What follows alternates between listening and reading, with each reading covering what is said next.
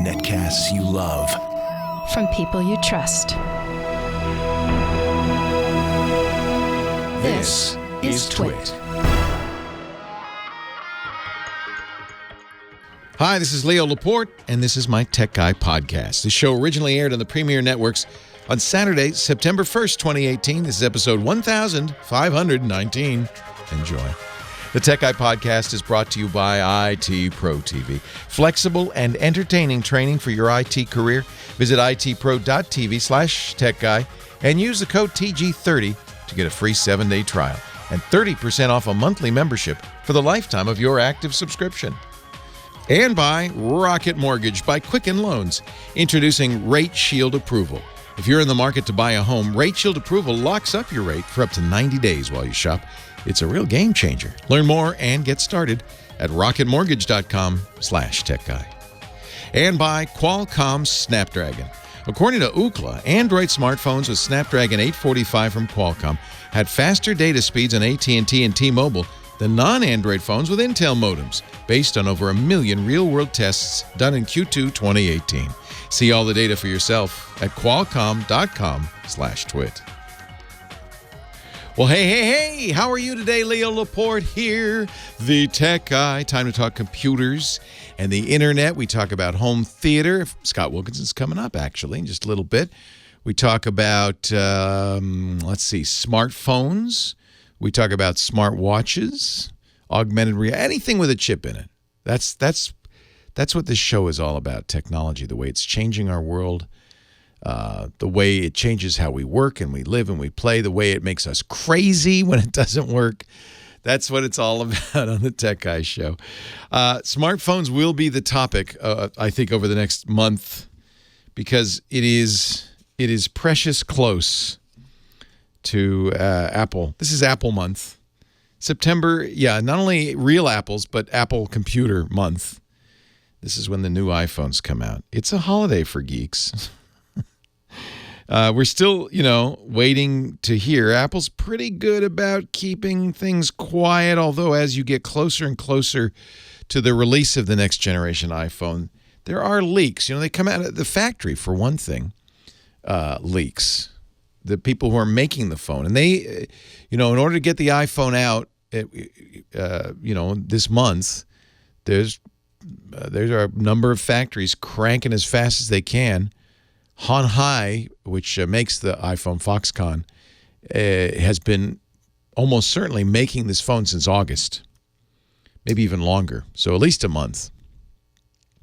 Because, typically you've got to sell 2 or 3 million in the first week. You got to have them ready. They have to be on the ship, on the way. In fact, probably, be my guess, they'll be on the boat soon.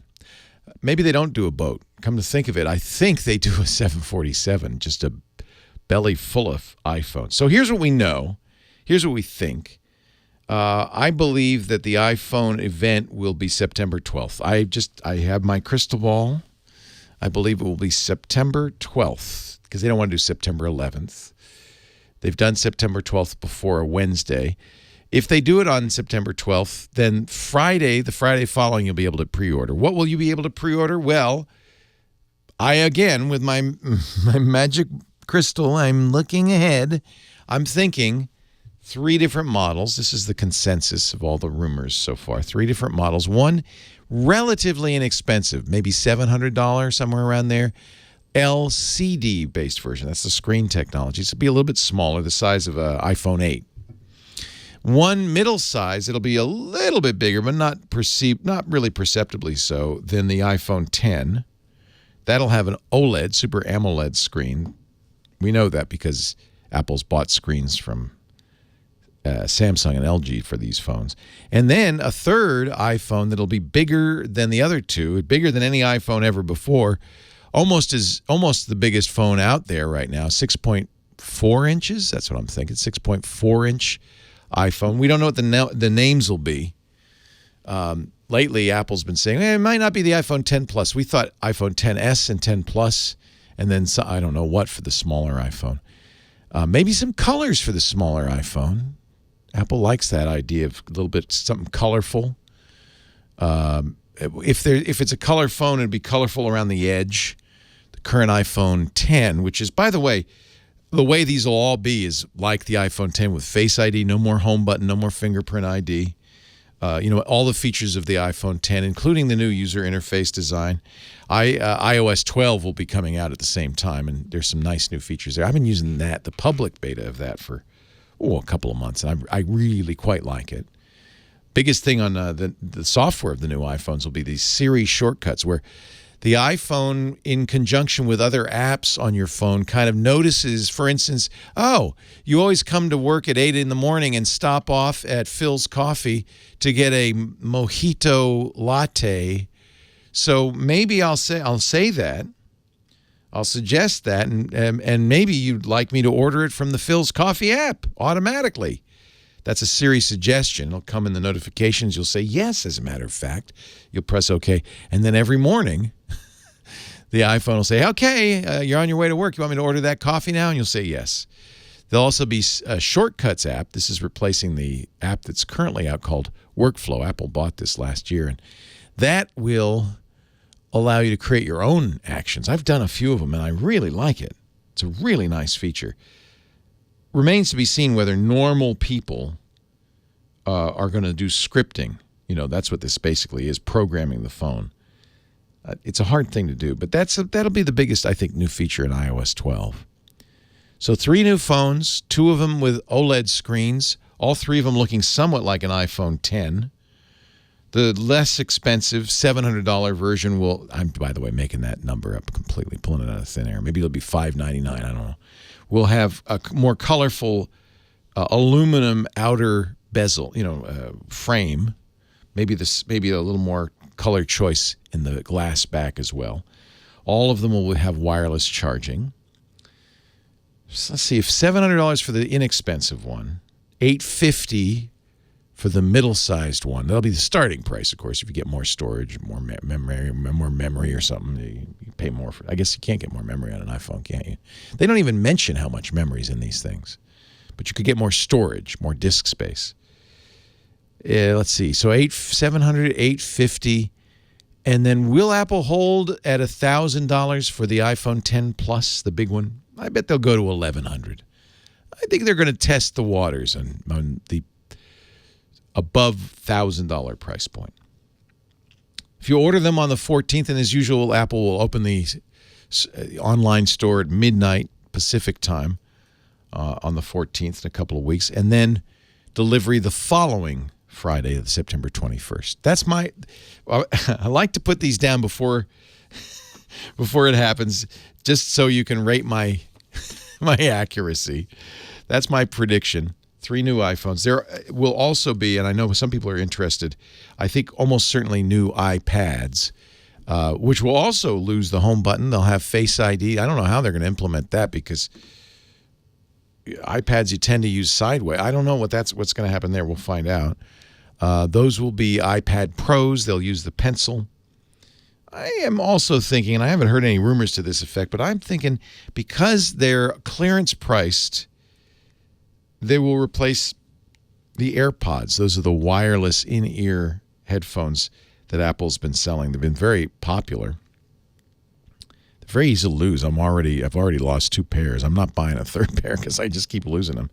But I feel like Apple's going to announce new AirPods as well this month.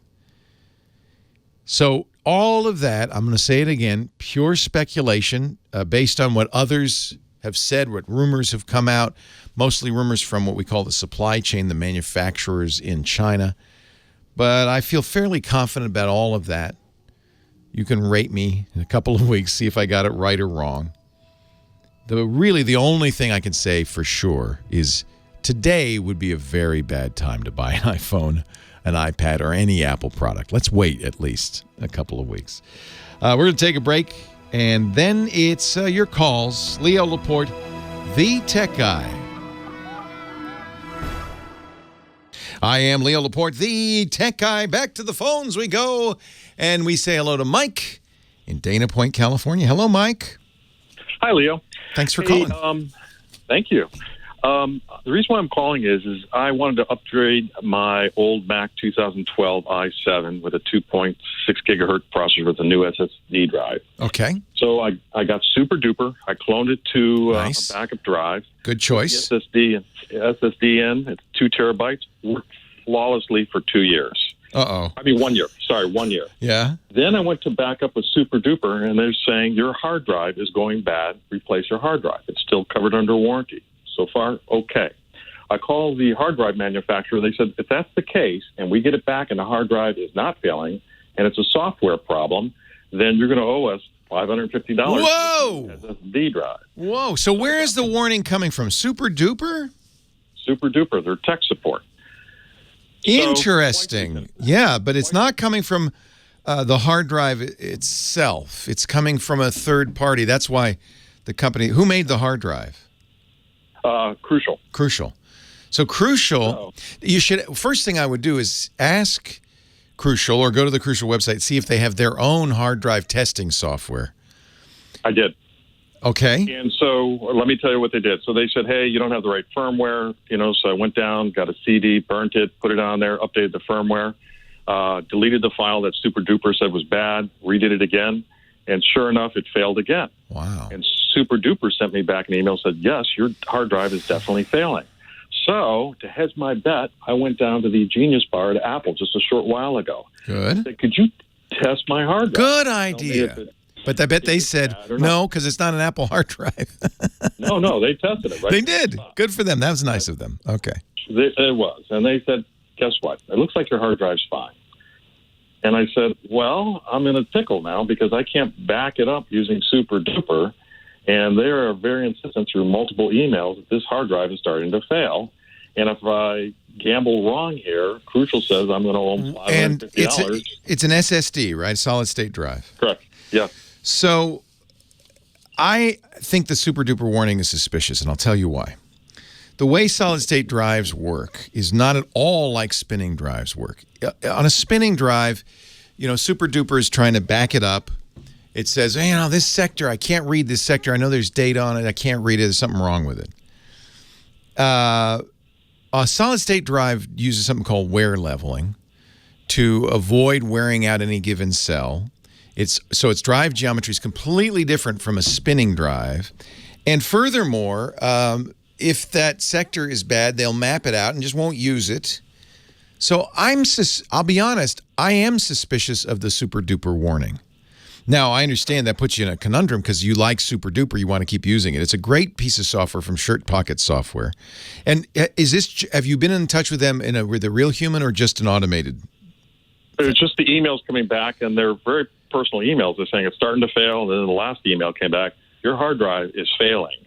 You may want to replace this sooner now than later. Yeah, see, I'm not sure I trust that. Okay. Yeah, wow, that's really interesting because presumably, I don't know what Apple has, but MacTool Pro looked like it was what they were using. I couldn't tell. MacTool Pro is a very common hard drive testing utility, but it's not definitive. Right. Wonder what Super Duper is seeing. So there's something called SMART. Yep. Do they mention SMART? I've got it, I think, active on my... Yeah, it stands for Self-Monitoring, Analysis, and Reporting Technology. It's something that kind of keeps an eye on the drives. And the theory is it's supposed to detect hard drive failure before it happens. The problem with SMART is it's not that smart. And in fact, the hard drive manufacturers made sure it wasn't that smart. So... Not all SSDs have SMART, but I'm guessing that's the only way Super Duper would know.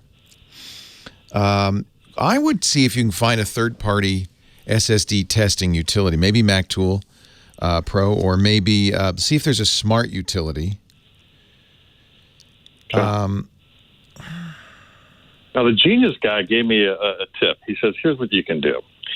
He said, why don't you get a comparable software to Super Duper, like Carbon Cloner. Yeah, Carbon Copy Cloner's one, and the other one is from it's called ChronoSync. There are other programs that do what Super Duper does. And he says it's free for 30 days. Yeah. Do it with that. Yeah, then Carbon Copy Cloner predated Super Duper, and it really was the recommendation for years. I prefer Super Duper, but that's not a bad idea. What we want is a second opinion. But what's frustrating is Super Duper won't work anymore for you. Right. That's exactly so right. strange. What I'm trying to think of, first of all, $500 is ridiculous because you can replace the drive for less than that. Right. So what Crucial is effectively telling you is, no, we don't want to see it. Right. Right. I mean, that's a crazy gamble.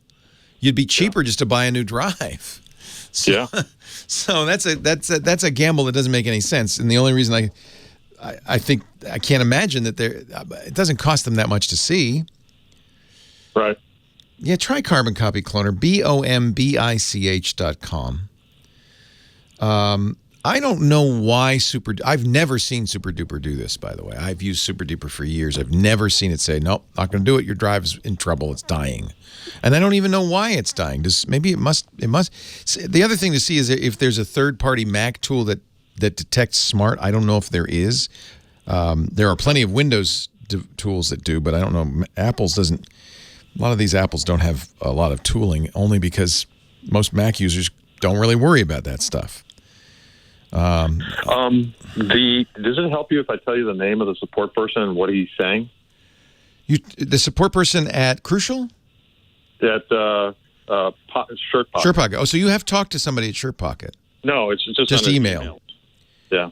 No, I don't know the guys over there. Okay.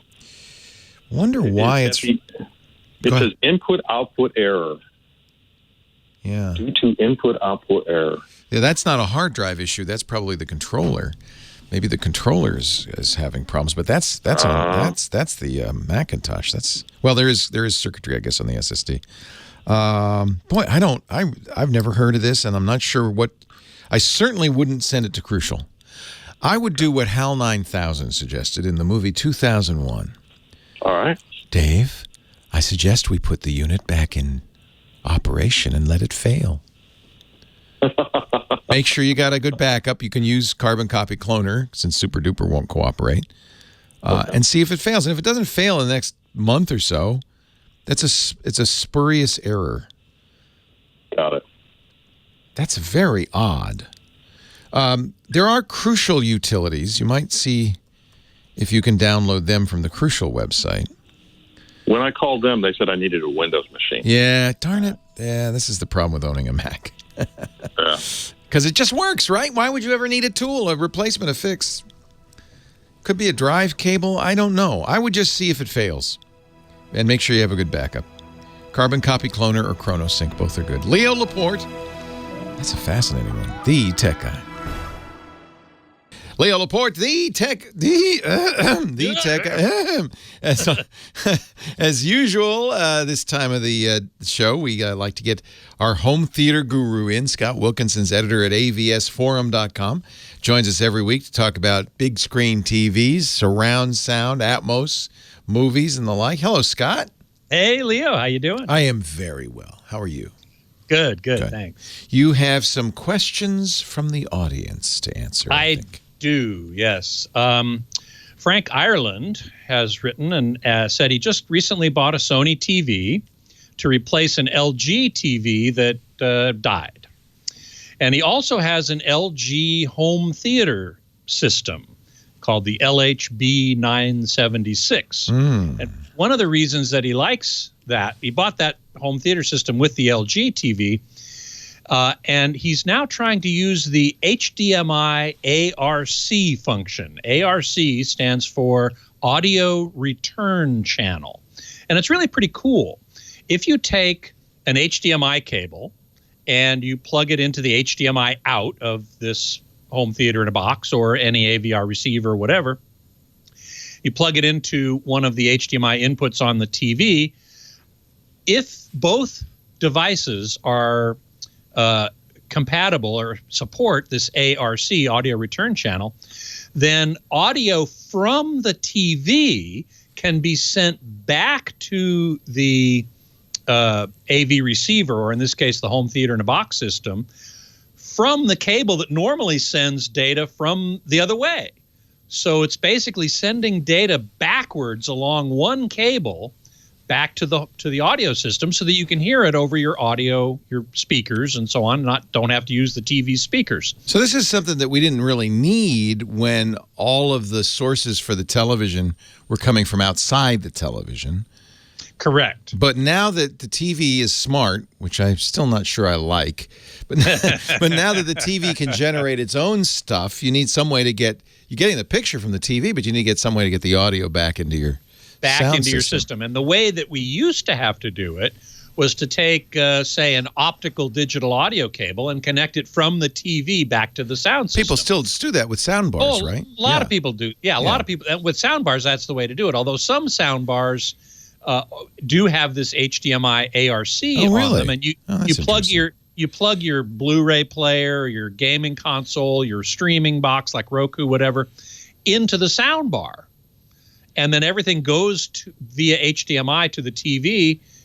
And if the TV is supplying you with content, like from its own internal streaming apps, or even its own internal tuner, if you're getting over-the-air broadcast, then that audio can go back to the sound bar or the home theater in a box on the same cable that otherwise sends stuff to the TV. So this is called ARC. And he hasn't been able to get it to work. Oh. And I get calls like this all the time. I'm so glad you're addressing this. Yeah. Yes, exactly. Well, there's a couple things to think about. One is you need what's called a high-speed HDMI cable. You need a pretty modern HDMI cable that supports this. The other thing that both devices need to have is something called, yet more alphabet soup here, CEC, Consumer Electronics Control. Now, the Sony TV has it. I've been looking around on this LG home theater in a box, which I otherwise wasn't familiar with, and I didn't see that explicitly, but I assume it does. It was advertised as having ARC, and if it has ARC, it has to have CEC. Okay, so you need a high-speed HDMI cable. You need to plug it into the correct HDMI input on the TV, which is clearly labeled. I think it's HDMI 3 on this Sony X850 TV, 850E. It says parentheses ARC, so that's the one you want to plug it into. On the actual next to the actual socket, there's a little thing that says HDMI 3 ARC. Yeah. Yep. Okay. Yep. Exactly. So you need to find that particular input, and that's the input you're going to go to. Then you need to make sure that both devices that the ARC is turned on. So, for example, in the TV, you need to go into the settings, and you need to go into the HDMI control menu and make sure that control is set to on. It may or may not be by default. I haven't looked at that on that particular TV, but you have to make sure that it's on, because otherwise it won't work. So this may be his problem. I'm guessing at this point, but that's one thing that could go. Yeah, I didn't know you had to enable it. I thought it was just always there. It may be on by default, right? But if I would definitely go in and check. Yeah, exactly. Yeah. It might not be, so you definitely want to go in and check. Now, he has decided to basically plug everything into his TV, the other HDMI inputs. So his Blu-ray player and his satellite box, I think, are plugged into the TV. Now, the problem is, and I haven't yet been able to determine whether this is true, the ARC is really meant for the TV's internal apps, like its Netflix app or Prime Video app or whatever, or its internal tuner.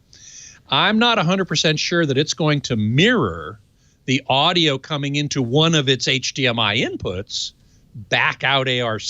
ARC is really intended for content created on the TV, not stuff coming into the TV from other sources. Correct. Because, so how do you handle that? Well, there may be no way to do it. Split it? You could split it. That would be one way to do it. Lip sync might suffer, right? It might. HDMI splitters do exist, and they're not that expensive. $30, $40, $50, something along those lines. So it would split it into HDMI for the television and some sort of audio for the correct, or a second HDMI output. Okay. Going into this LG home theater in a box has 2 HDMI inputs, I believe, and he has more than 2 devices. Now, Mike Heiss is your colleague from AVS Forum, is in the chat room. Yeah. And he says something that actually I did not know that maybe will help me answer this question in the future. Some ARC outputs are 2-channel PCM. Some are bitstream. In other words, what you're getting back may not always. So what is the difference? Well, PCM is uncompressed digital data. It's exactly the same digital data that you find on a CD. It's the stereo sound, basically. It's the stereo sound. It could be multi-channel, but more often than not, it's stereo sound, and it's uncompressed. Right. And unencoded, whereas bitstream is encoded in something like Dolby Digital. Oh, so you may need a decoder DTS. on the other end to understand what you're getting. Exactly. Oh. And that was the last point I was going to make here, is that you may need to set the TV to output bitstream, to output PCM, because the LG home theater box may not accept bitstream, Dolby Digital, DTS, whatever, via ARC. That may also be true of a soundbar. A lot of devices don't understand these.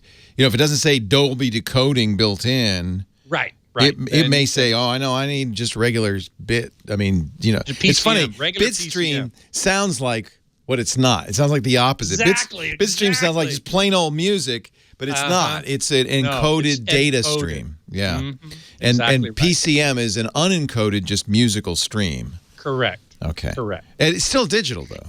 It's It still is bits. they're both digital. Yeah. But with a bitstream, you need a decoder. Ah. And with PCM, you don't. So Can you buy a standalone Dolby decoding device that we plug it into? not No. that I know of. They're Mike mostly might be able- they're mostly in AV receivers, things like that. Okay, Mike Heiss in the chat room is just saying, I don't think any bitstream on ARC. Oh, Bitstream is an eARC function, which is enhanced ARC, which is coming in HDMI 2.1. well, whatever we just said, forget it, and we'll talk again next week. I don't know. You bet.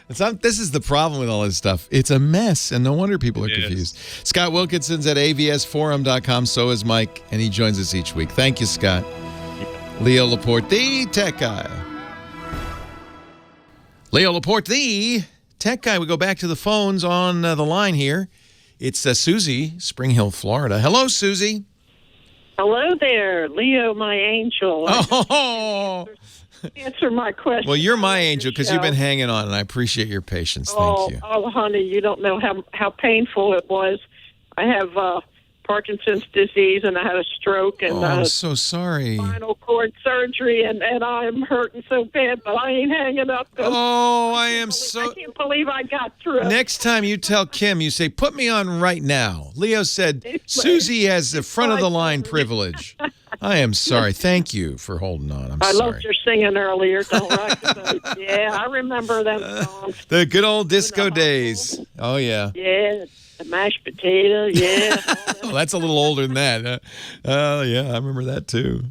What can I do for you, Susie? Amazon stick, because everybody's saying get rid of your internet because on disability I can't afford it. Oh, shoot. They were outrageous, the price, and then they said, $29.99, you can get the Wi-Fi.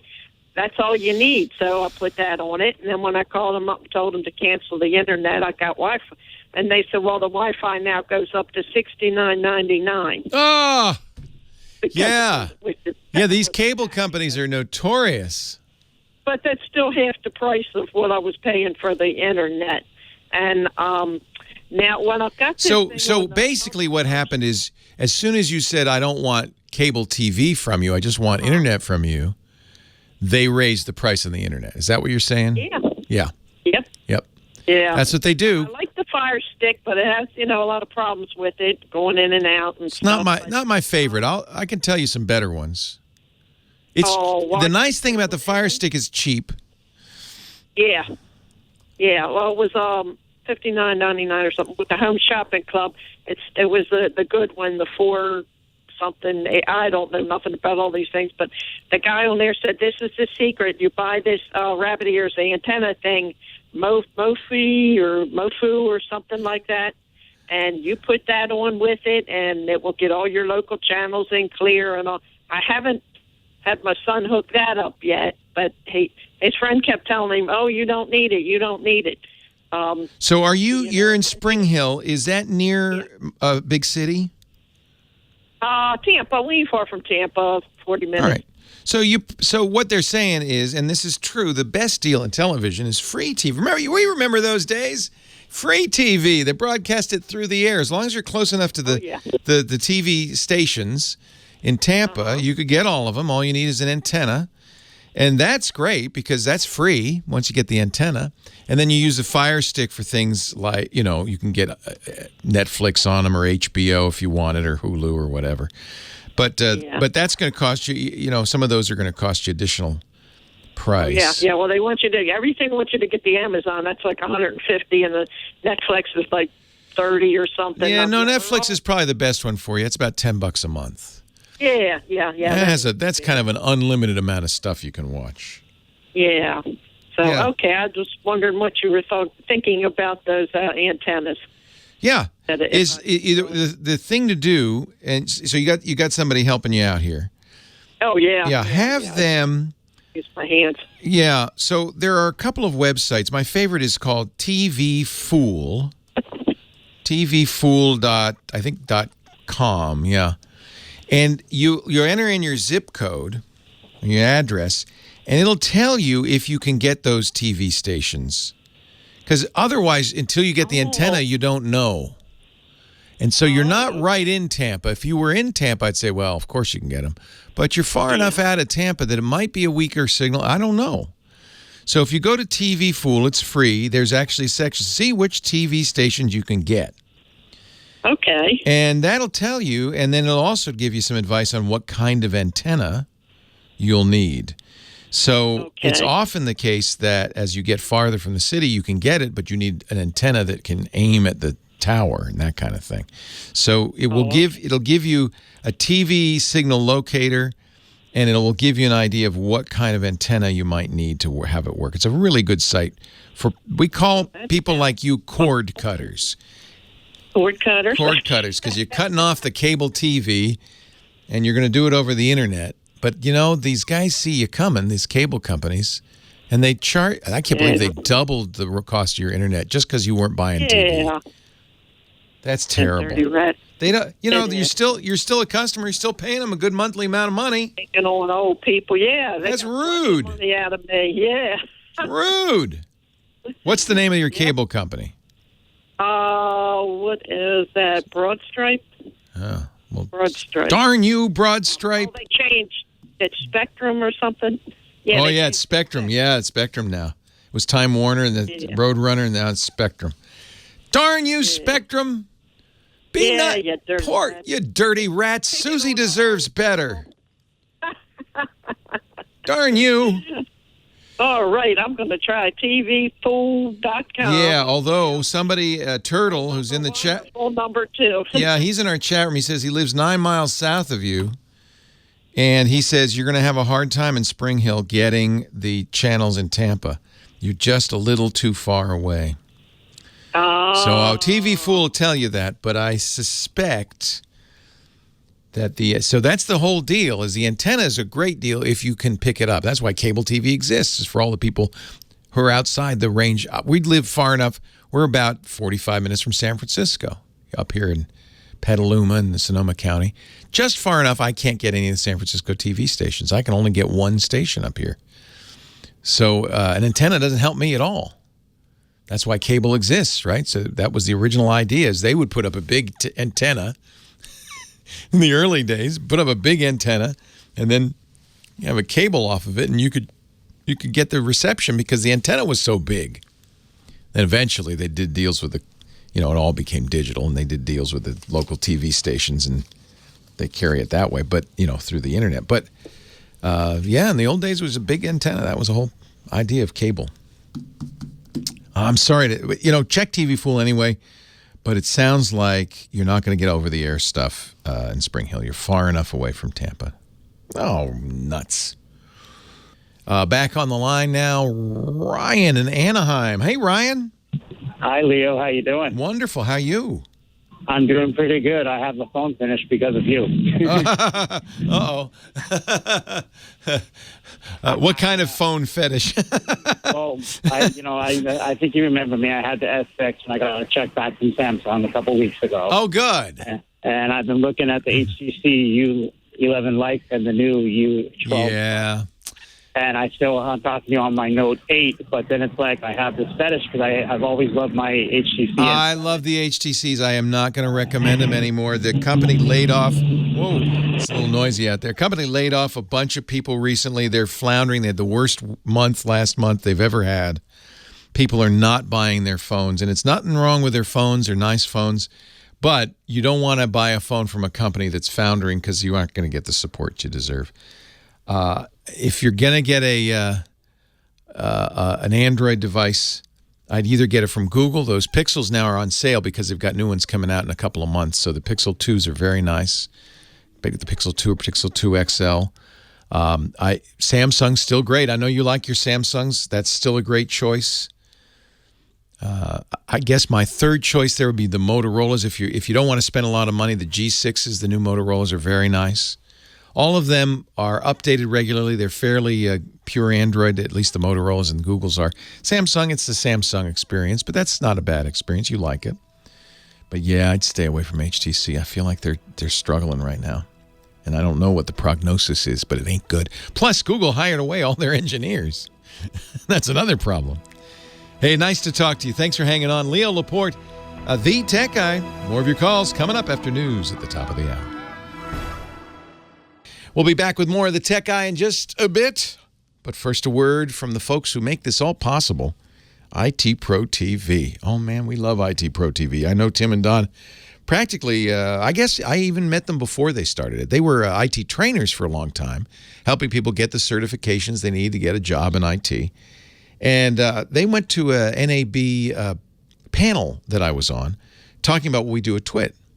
And Tim looks at Don, and Don looks at Tim, and they say, you know, what if we did this for IT training? And IT Pro TV was born. The good news is, thank you, IT Pro TV. They started advertising with TWIT right away, and I think we've helped them become very successful, and rightly so. Rightly so. IT is a great profession. There are many jobs open. I heard that there were 1 million openings right now, today, openings right now in IT security alone. Alone. So how do you get into this field? Well, unfortunately, experience doesn't necessarily help. If you've been working in it, okay. But, just because you know and understand this, you've been doing it at home or whatever, doesn't mean you get that job. What they really want is the certifications. And that's why you take the training to get the certs so you can get the job. But IT Pro TV does more than that. Not only does it help you get the certs, but it helps you keep your skills up to date once you're already an IT professional. In fact, I know many IT professionals who continue to use IT Pro TV to learn. You don't really need, I think you might think I need a degree in computer science to get a job. Let me tell you about that. Glassdoor just did a list of 15 top employers, and that includes Google and Apple, that no longer require college degrees. They've realized that's not really a good predictor of skill. These companies are looking at candidates who have hands-on experience through a coding boot camp or industry-related training like IT Pro TV. This is what you need. And it's a lot less than a college, a lot less than a technical school. Really, in some ways, a lot less than just buying the material and doing it on your own. From CompTIA to Cisco to the EC Council and VMware, IT Pro TV has you covered with everything you need to launch or grow your IT career. They've been doing this a while now. They have 4,000 hours of binge-worthy, on-demand training. Somebody sent me an email the other day saying, you know what, Leo, you say binge-worthy. It really is. I can't stop watching. Wasn't it nice to learn from something that you enjoy? New content is added every day. They have live videos. They're doing Monday through Friday, 9 to 5, about 125 hours of live content every week that they then turn into, their on-demand training. Courses are listed by category or certification or job role, so it's easy to find the course you want to take. You can watch on your computer, of course, or your smartphone. They have great apps on iOS and Android. But they also have apps for Chromecast, for Roku, for Amazon Fire TV, for Apple TV. Oh, beautiful Apple TV app. I guess it's not a Chromecast app. The Android and iOS apps have Chromecast built in. That's how it works. If you manage a team, IT Pro TV offers flexible online training for IT teams of all sizes, too. Their Pro Portal is great. Keeps your team's training schedule. You can set assignments. You can check how they're doing, logins, viewing time, courses viewed, tracks completed. Really great way to keep your IT team's skills up to date. Interactive training they'll enjoy watching. I mean, come on. Engaging hosts, and it's a talk show format. It's a lot like what we do here at TWiT. September 18th is National IT Professionals Day. Let's celebrate with an IT Pro TV subscription. Now 100,000 IT Pro TV members strong. 100,000. And we knew them when they first began. They're doing so great. Visit itpro.tv/techguy and find out why. You can learn about their Pro solution, the team solution. You can request a team trial. And, of course, you can sign up for a membership for yourself. Individual monthly memberships, which include, by the way, a free 7-day trial, are available at itpro.tv/techguy. And when you do sign up, use the offer code TG30. And that way you'll get 30% off your monthly subscription as long as you stay active forever. Standard subscriptions are normally $570 a year. I consider that still very reasonable. But you only pay $399 when you get the offer code TG30. What? That is such a good deal. itpro.tv/techguy. What do we say? Flexible training, binge-worthy content, life-changing results. itpro.tv/techguy. Leo Laporte, the tech guy. Welcome back to the show. I'm going to go right to the phone. Let's just go right to the phones. What do you say? Line 1 is Paul in Los Angeles. Thanks for hanging on, Paul. Glad I could. Yay. What can I do for Thanks you? for taking my call. My pleasure. In your earlier episode, you were conversing with someone who was using Handbrake and ripping DVDs, and I wanted to add an add-on to that, and then please. I had a question of my own. Good. I'd love to get expert feedback because I haven't ripped a DVD in years. I'm a Mac guy in L.A. I help people with their Macintosh technology. Oh, nice. So I literally was helping someone 2 days ago, and he whipped out of his pocket a flash drive that's called an iDisk with 2 Ks. Yes. That's 128 gigabytes that can plug into his iPad. Yes. Or it could plug into his computer. It has a flash connector. It has a lightning connector. Yeah. Yeah. And I hadn't seen that, but I thought that was a nice add-on to the previous conversation. So if you plug it in using the lightning connector to your iPad or iPhone.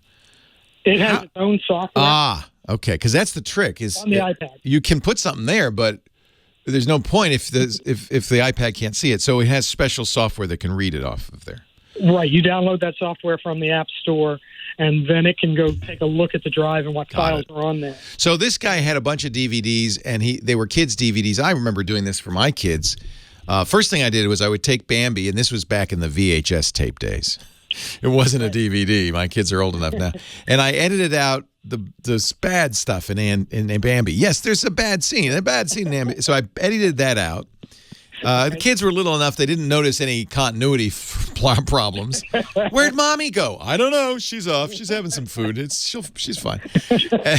And then I would put it on another format. Usually I would put it on a flash drive or a hard drive so that they could play it back and not wear the disc out. And that's exactly what he wants to do. He said that his Chrysler minivan will play back SD cards, but this would be great for an iPad. And that way you don't have to put it on the iPad. In fact, I should get this for my trip. 128 gigabytes, that's a lot of movies. Yeah. And I think I breezed by Amazon. I think it's like 110, 115. I'm looking at it right now, $62.89. Oh, very good. And it's USB 3, which means you'll be able to copy the movies over very quickly. It has a Type A connector on one end and then the Lightning connector on the other end. Isn't that cool? Wow. I'm ordering right now. That would be very handy. So now my question to stump you. Yes. I went online and we saw the newer Phantom movie, and I went online and I bought a DVD of the newest Phantom of the Opera play. Okay. As a DVD. And Okay. when it arrives, it's a PAL. Ah, because it's in Europe. Right. Yep. And now I have a Samsung DVD player Yeah. that I've read online that there's some controls that you can do to throw it into universal mode where it'll ignore. Yeah. So there's this thing called region code. Right. That this is, you know, the hoops companies jump through to keep piracy at bay, none of which stops pirates at all. Right. I mean, honestly, a pirate goes, oh, yeah, fine, region coding, big deal. But everybody normal like you orders a disc and it's in, you know, it's region coded for Europe, which is the case probably with this one. And you can't play it on your regular DVD player. The way many DVD players work, the first time you use a DVD, you effectively set the region code. So you use a US-based DVD, suddenly it's region 1 and nothing else will play in it. But there are DVD players that are multi-region, code-free, and I don't know about yours, and there are often back doors into DVD players involving number presses on the remote control, things like that, to unlock them. And I tried that, but part of the problem is I also have an Insignia television, which responds to that. Oh, curse you, Hollywood. All right, so which Samsung player do you have? Now, just... Were you able to remove region coding on the player? You're supposed to be able to. I wasn't able to press those keys to make it work. Maybe what I need to do is just completely disconnect it from that TV. That's right. That's right. Disconnect it from the TV or connect it to a different TV and run the process. It'll be up, up, down, down, left, right, that kind of thing. Region, then you'll get a special menu. I mean, it just depends. You can Google this. Yeah. Just put the model number in and say remove region code, and you'll find it. Now, I was going to say the other thing is I also have an iMac and I have the Apple DVD Super Drive. And I remember years ago with the Apple laptops, after you played 5 times, it set it, but there used to be a code to reset it. Right. See, the DVD player guys really would love you to play whatever you got. Right. Hollywood says, well, you can't make that thing. We won't license that thing unless you make sure the region codes are locked. So there's usually some engineer at the factory says, I can take care of that, boss. And so there's backdoors galore and all of this stuff. I just don't know. I can't. A, I don't know what it is. B, there'd be no point in me giving it to you over the air. You really got to, find a website because it's going to be complicated. So I'll give you an example. Art Chandra in our chat room has an Apex 3201 DVD player, which is Apex is made in China. It's actually a very good DVD player. He says what you do is you eject whatever's in the disc, enter 8421 on the remote, and then you'll get a hidden menu. It's going to be like that. Yeah. If you have a disc that you can play on a Mac, the PAL format will not be the problem. Okay. Because VLC will read it. It's just the thing about PAL, it's a different frame rate. That's all. And you can easily rip it and convert it. That's not going to converting the format is not going to be the problem. It's reading it. Right. Because of region coding. Yeah. Yeah. So NTSC is 30 frames a second. We're all used to that. But PAL, which is used in far more countries actually than NTSC, which is our standard, it's 25 frames a second. So if you play back on a NTSC DVD player, 25 frames a second, it'll look like it's in slow motion. So you don't want to do that, but it's easy to fix in software. Digitally, you can fix that. There's no problem. So, yeah, you have 2 problems you have to solve. Worst case, you can often bring these to a conversion facility. Right. And say, I want to make this. And you live in L.A., which means they're all over the place. This is sad because it doesn't stop pirates. Pirates go, yeah, whatever. They have the whole work chain all. If you ever go to China and you go in the basement of a department store, every game, every movie, every bit of content you'd ever want, openly displayed with the actual art from the original, just sitting there in the basement. You can buy anything you want for a couple of bucks. That's not stopping them. You think they don't know how to get around region coding? Maybe I just need to find a 13-year-old Chinese boy. That's what you need. That's all you need. Yeah, anti-piracy measures kind of bug me because they really they don't stop bad guys. They stop good guys, and they turn. The sad thing is, you're now going to learn how to get around it. You're gonna find out because it's easily discovered on the internet how to get around it. So it turns good guys into bad guys. Now you have the skills with a Z, right? Put myself up on Craigslist. You could, yeah. So there's got to be a better way. I actually don't mind the movies, movie companies running ads saying, please don't steal. Right. That's fine. Do that. Try to use social methods, but technical methods fail invariably. Invariably. They just don't work. Hey, I appreciate the call. Thank you. Enjoy that Phantom of the Opera. It sounds like fun. Leo Laporte, the tech guy. I was going to give the phone number, but I'm actually not here. I'm a ghost. So, but we do have more calls coming up right after this. I am Leo Laporte, the tech guy. 8888 Ask Leo, the phone number, and that's the number that Bill in Huntsville, Alabama called. Hello, Bill. Hi, Leo. How you doing? I'm well. How are you? Fine. I'm a fan from the Tech TV days. Well, thank you. That was a way ago. More than 20 years ago now when we started. Yeah. About the time I retired. I'm not stopping. I like doing this. As long as you listen, I'll keep doing it. Okay. Well, I'm doing a new computer build. You are a good old timer. Building your own, huh? Nice. Yeah. Using the leaderboard on Ryan Trout's site. As you know, I highly recommend that, pcper.com, because they do the testing of all the hardware, and then they put together, they call it their hardware leaderboard. It's right there at the top of the page.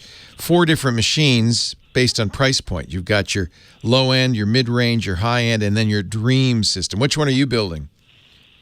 The high end. Oh, nice. Nice. So that's an AMD Ryzen they recommend. That's interesting. Right. Yeah. Well, anyhow, my problem is a few months ago I decided to get back into trying to relearn my electronics and programming skills, and I got into the Arduino. Oh, how fun. Well, the problem is I spent a lot of time building up sketches and libraries, and when I moved, just installing ordinary programs, no big deal, but I spent a lot of time building those, and I like to export them all over to the new machine. And I don't know how to do that. They're stored on what? They're stored on the on a Windows machine. Oh, I see. So they are on your old machine. They're not like, okay. And you just, Correct. Yeah. Does the old machine still work? Oh, yeah. So, I mean, the simplest thing would be just to get a USB key, copy it onto that, and then put it in the new machine. But, here's another thought since you're building it. You could take the hard drive out of the old machine and make it be a second or third hard drive in the new machine, and then everything would be there. Well, the thing is, what I did was I tested it on a laptop today. I did what you said. I copied the folders from my C drive in the x86, the program x86 folder for Arduino, and I copied in under my username the app data local, and then there's another Arduino folder. I first did an install on the laptop, and then I copied all that stuff over, and I thought, well, it should see all that stuff like it did on the old machine. Yeah. I opened it up, and it's like I'm starting all over again. It doesn't see everything, even though they're there. Oh, well, I don't know if they're there then. Maybe they didn't copy like you thought they did. But I just want, is that... Those files should be visible. I mean, it's Windows. It should be just as visible.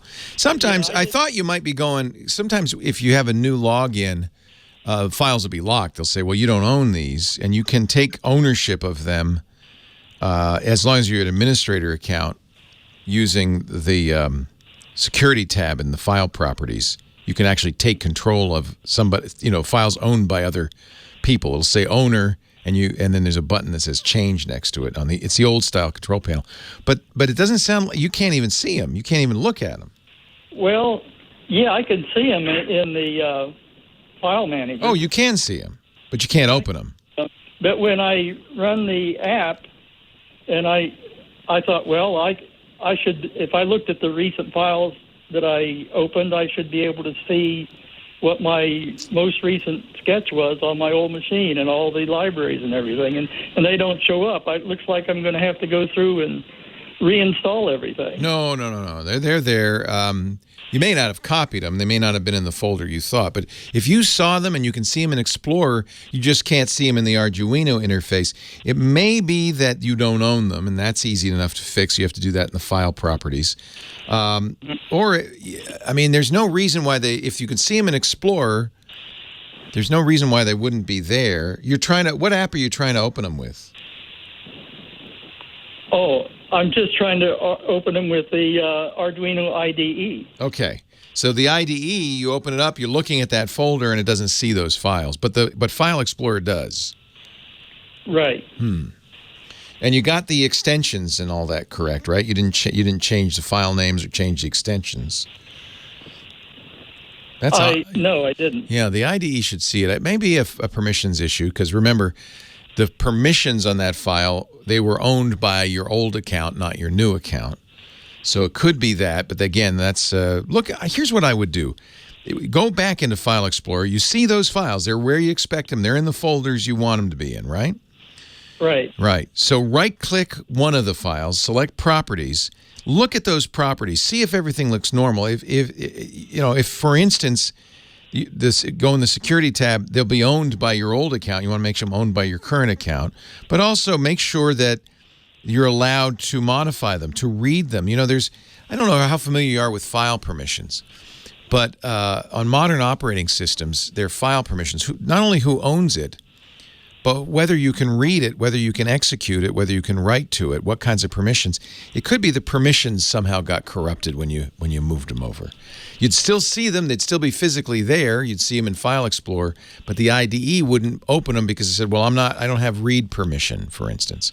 So that's where you want to look. You want to look in the advanced properties, or actually right-click on one of those files that you can't see in the Arduino IDE, but you can see in the folder. Right-click on it, select Properties, and then look around. Make sure you have read access, for instance. And you might click the Advanced tab and then take a look at who owns it, and then you can change the owner to you, stuff like that. Okay. All right. I have a feeling. Now, somebody in the chat room is saying if the IDE is like Eclipse, it might even be Eclipse, which is an open source IDE. If you didn't get the .projects folder, the projects won't have come over, so you wouldn't see them in the projects listing. So this is an issue with the IDE. The IDE doesn't look at the directory the same way the Explorer does. It looks at the projects folder to see what files are in the projects. So that's another issue. You may not have gotten there's a hidden folder, .projects. You may not have gotten that. Make sure you get all the folders, including the ones that begin with dot. Dot folders are not visible. Okay, I'll look at those. Yeah, I bet you that's, you know what? That was somebody in the chat room suggested that, and I bet you that's exactly what it is. That the IDE isn't looking at what's on the hard drive. It's looking at the projects folder. I was hoping to get it resolved before I started the new build. Yeah, you're smart because you want to make sure you got it. Assert zero, thank you. I think you're exactly right. The IDE is not looking in the same way as, File Explorer is looking. What's on the hard drive? That's what's on the hard drive. That's not how the IDE works. It gets a list of files in the project from the projects folder. If it is Eclipse, it's .projects, but other. Make sure you get all of the stuff, even the hidden files, from the original computer. I bet you that's what it is. Bet you that's what it is. Good catch, Assert Zero. See, we got a good team here. They're working hard. Let's get some more calls in just a bit. Johnny Jett coming up, our travel guru, right after this. Leo Laporte, the tech guy. Leo Laporte, the tech guy. Look who's here. Flying in from gosh knows where. Mr. Johnny Jett. Hello, Johnny. Hello, Leo. It's nice to see you again. My personal travel guru. Johnny travels the world and helps us each week travel better with technology. It's real. We were talking last week about how much the smartphone has really changed how we travel, hasn't it? Big time. Yeah. I mean, especially for getting cars. I mean, Ubers and Lyfts, they really, especially the language barrier. First of all, they dropped the prices by 40%. But, when I was in France recently and you're trying to get a car, and I do not speak French, and the drivers usually don't speak English, you just put in where you're going, and you don't need to say a word to each other. Go there. No, it's great. In fact, that's the first place I used Uber was in Paris. They had just launched in Paris. This was 2012, I think. And actually, it was a little dodgy then. We got about halfway, and the driver goes, "Oh, zit! The application crashed." Oh my God! So he didn't know what to charge us. I think it was phony, but phony baloney. But anyway, it was a good experience, or it has been a good experience since then. But not just Uber. I mean, maps. Translators? Translation for sure. I mean, it's huge. Everything like that. I mean, these days, there's no excuse. Before, my friends could say, I don't travel internationally because I don't speak the language. I mean, I barely speak English. So, I was like, that's not a good excuse. But that's the reason to go. That's the reason to go. Get a new experience. For me, in fact, I'm thinking about this because I'm about to go on vacation. This is my entertainment device. So I use audiobooks from Audible, and I'm downloading them like crazy. I just downloaded a 27-hour book. So I'll have that to listen to on the plane. Because, man, I mean, the worst thing in the world is to get on the plane and forget your headphones. And have to watch the movie or listen to the baby cry. I love having an audiobook. I put music on here, too, same reason. The entertainment, and actually I use the Kindle app on my iPad for reading. I don't carry books or magazines with me anymore. I have Texture and Kindle on my iPad, and that way I've got all the reading material. I mean, that really is everything. That's saved a lot of time and space. Before my wife and I went on our honeymoon, that morning of our flight, we were in Toronto and we were flying to South Korea and then to Bali. Her electronic e-reader crashed. She literally had a panic attack. She's like, I cannot get on a 13-hour flight without my books. So we had to run to the store on the way to the airport to buy a new one. Wow. Instead of buying some books, you bought another e-reader. For sure. Yeah. She was a big time, she reads a book a week. I don't know how she does it. I barely read a book a year. And she reads them on the planes. She's just reading or now watching Jack, our son. But, she'd always read. Is she a Kindle user? Is that what she uses? Now she is. But before, that was a Kobo. A Kobo?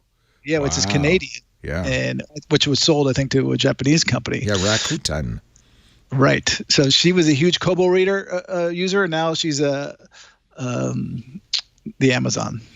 Yeah, you know what's nice about Kindle is I don't have to carry a separate Kindle. I just put it on the app on my iPad, and now I have all my books. Yeah, I'm not sure if she does that, actually. She must, but... It's not as easy on the eyes. It's glowing instead of being that e-ink stuff. Yeah. And anyway, the hugest change for me is that I can now read even on my iPad while the plane's taking off. I don't have to sit there staring into space, listening to the clunking and clattering of things that I don't know what that means and getting all nervous. I just read a book. I bet she does the same thing.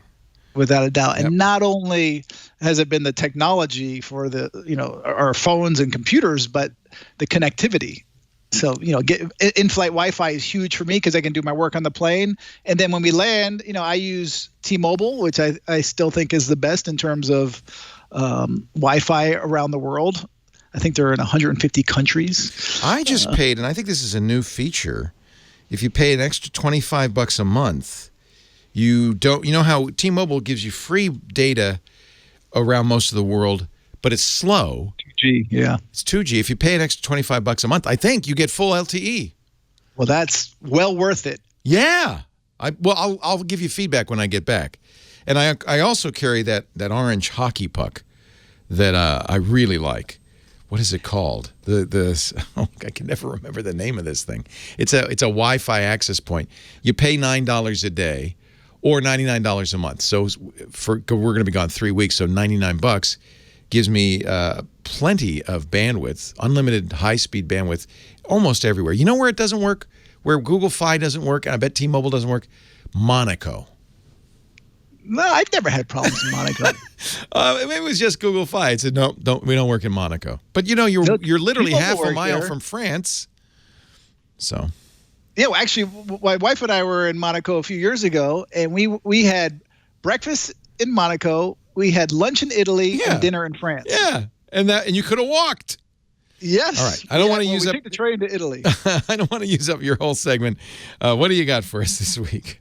All right. So, actually, since we're talking about travel, here is a one I was going to mention next week. But how do you take photos on your phone? I mean, do you use your phone or do you bring your big camera? Well, I do both. And if I'm gonna post it on social media, a lot of times I just do it on the phone because it's easier. Okay. Right. And have you ever heard of the app called the Slow Shutter Cam? No. So this is an iPhone app, and I mean you don't need it for your Nexus and Pixel and the LG devices they already have it built in. But for iPhones, you need this because it will help you merge shorter exposures into a single image. So you can have that professional looking photo, especially in dark places, or if you want, if you're taking a picture of a freeway. Exactly. Yeah, cool. So it's called the Slow Shutter Cam, but you don't only need it. It's only for iPhone because you don't need it for the other devices, and it's $1.99. But it's been around for a while, but it did win the Best App Ever award. Wow. A few years ago. So I was wondering, it does a motion blur, it does a light trail. It's great in low light conditions. That's neat. Slow Shutter Cam from Cogitap, $1.99 on the iOS App Store. And that way you don't have to bring your big DSL around if you just carry an iPhone. I mean, I have the iPhone 10, and that takes incredible photos. So now what I do is I travel with that, and then if I bring my big camera, I just have a zoom on that one. I won't. That way I can get both. I have a good friend who's a professional photographer, really talented, who just went to Bhutan, the happiest country in the world. And he's a professional. He used to carry lots of gear with him. He said, I didn't even bring my camera. I just brought my iPhone. Wow. And iPhone 10? Yeah. And he said it was, no, I think he has an iPhone 8. He said it was easy, happy, everything I needed. He's got beautiful pictures. That is another way, isn't it, that the smartphone has changed how we travel. So which one do you think is better, this iPhone 10 or 8 for photos? I think they're exactly the same, actually, the same camera. Well, actually, but the 8 doesn't have the portrait mode in selfie mode, which the 10 does. No, it's got different front cameras. But the back cameras, which are the ones you're going to mostly use, well, maybe do you take a lot of selfies when you travel? I take a lot of selfies when I travel. And then you're right. The iPhone 10 is much better selfie cam. You're right. For sure, because you can take a nice portrait. But the back camera is the same. Okay. But that's a good point. Selfie, there's nothing like the iPhone 10 for selfies. And you could do those memojis and the animojis, the talking lion. All right, I've used up all your time. That's right. I got more for next week. Next week. Johnny Jet, he's our traveling guy. You could follow him on his, actually the best place to go is his website, johnnyjet.com. You can sign up for his free travel newsletters. You can read all his great articles, look at his images, find out more about his beautiful boy, his baby boy Jack, his wife Natalie. You can also follow him on Twitter and Instagram, and he's here every week. Thank you, Johnny. Safe travels. Thank you. You too. Leo Laporte, the tech guy. More of your calls coming up right after this. I am Leo Laporte, the tech guy. We go back to the telephones. And right now on line 4 from Compton, California, Leonard. Hey, Leonard. Hi, Leo. How are you? I am wonderful. How are you? I'm doing well. Yeah, I just, I'm actually computer illiterate, and I was thinking about buying a laptop and trying to get I'm looking for a laptop that would, they have very low vision, and I was trying to get a recommendation from you. What is your goal? What would you like to do with a computer? Why are you getting one? Well, I just want to go on the internet and have them read me the websites of certain things that I look for projects. And maybe I love that. Do some dictation on it to send out letters? It's a very powerful, we call it accessibility tool that can be used, and so many people with various disabilities use this in so many great ways. You said low vision, you have some vision? Only light vision, only light perception. Okay. I cannot read the screen. So that's an issue because you're going to need something called a screen reader in order to use it. And this is the good news, is that there's a lot of attention has been paid to accessibility, particularly for blind users, so that they can use a computer. But it generally takes some additional help because you're going to you can't just learn it yourself. You're going to need somebody to show you how to use it. There's a commercial program called JAWS that a lot of people use. It's really expensive. It's actually more expensive than the computer, but you can often get some support from a local disabilities resource center or Lighthouse for the Blind. Do you use anybody? Do you have any resources or services that you use now? No. All right. No. So that's the first thing to do is find somebody who can give you a hand getting this computer and setting it up and teaching you how to use it. Because it will be, you're absolutely right, it will be a boon. But it's not something, if you can't see it all, that you're going to be able to even figure out, because you're not going to know what, you need somebody to say, okay, here's what you do. Feel this key? Okay, you're going to tap that 3 times, and then VoiceOver will launch. And then feel these keys? Those are the arrow keys. You tap those arrow keys to move over different parts of the screen, make sure the speaker's on, and now you can hear him tell you. Now, when you hear this, and you've never used a computer before? No. Yeah, so this is not going to be something you can do by yourself. You're going to need some assistance because somebody's going to have to show you how. You understand what I'm saying? Somebody's going to have to show you how to do all this. The other thing is really you want to get some financial assistance because, unfortunately, the companies that make these products just charge through the nose. It's not right, but they know that there's state disability resources and insurers, and there's plenty of people who will pay for it. So we're going to charge you an arm and a leg. And but it's not something somebody on disability is going to want to pay for themselves. So I would person I'd call is Lighthouse for the Blind. I'm not sure what's around in your area. You might call and see if you can get some help from a state disabilities coordinator. Are you on disability? Yes. Yeah. So you have somebody that you're in touch with, I'm sure, about that. Ask them. Okay, this is what I want to do. I want to get a computer. I think this is brilliant. I know so many blind people who are very effective using computers, and it empowers you. It makes you a member of the community. You're back in the world. It'll read your email to you. You can write email by dictating it. Suddenly, the world is out there, and you can use it, but you're going to have to get some training up front. So you've got to find somebody who will support you in doing this. I know Lighthouse for the Blind does some great stuff, but I don't know what the resources are in your community. So that's where you're going to have to do some research. No, I know. I've contacted them before on some other issues. Good. So, there's also Computers for the Blind. Somebody in the chat room is telling me computersfortheblind.org. Let me see if I can find a phone number for you, because even if it's not the exact right person, they'll help you find the right person. Computers for the Blind is a nonprofit volunteer organization that helps blind people get computers. So let me give you their number. You ready? Yes. Yeah, 214 340 6328.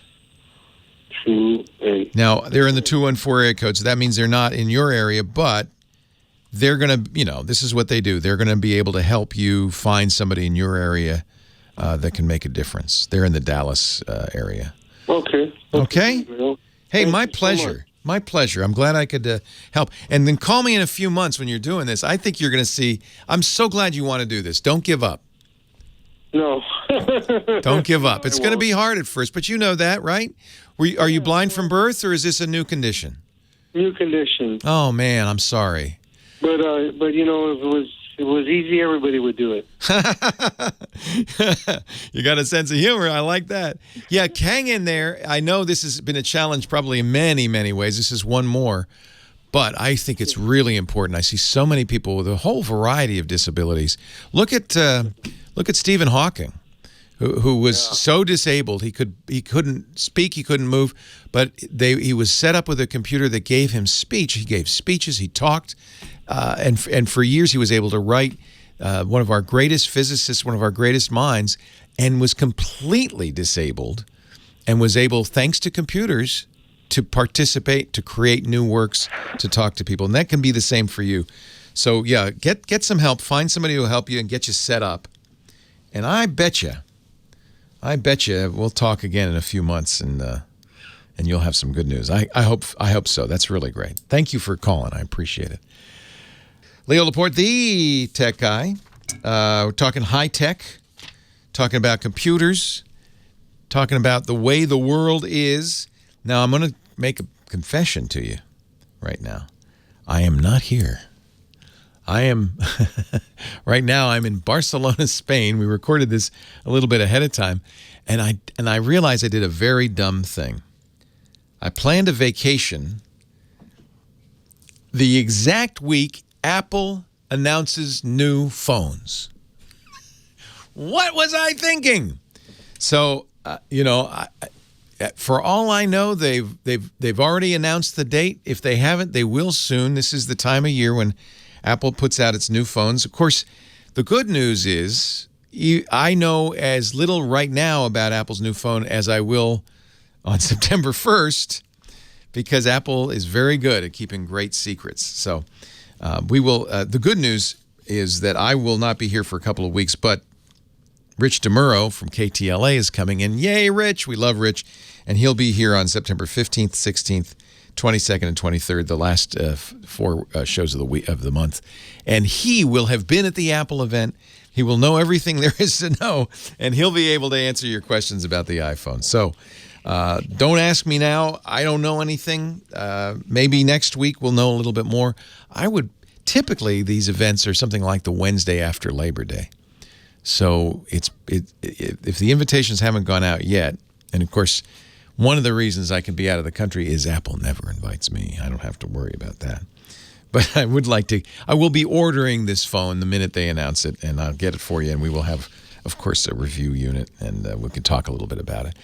Be interesting. I can speculate a little bit. I suspect Apple is going to make a bigger phone. One of the complaints on the iPhone 10, and I do think the iPhone 10, last year's top-of-the-line iPhone, will be the model for whatever they announce this month.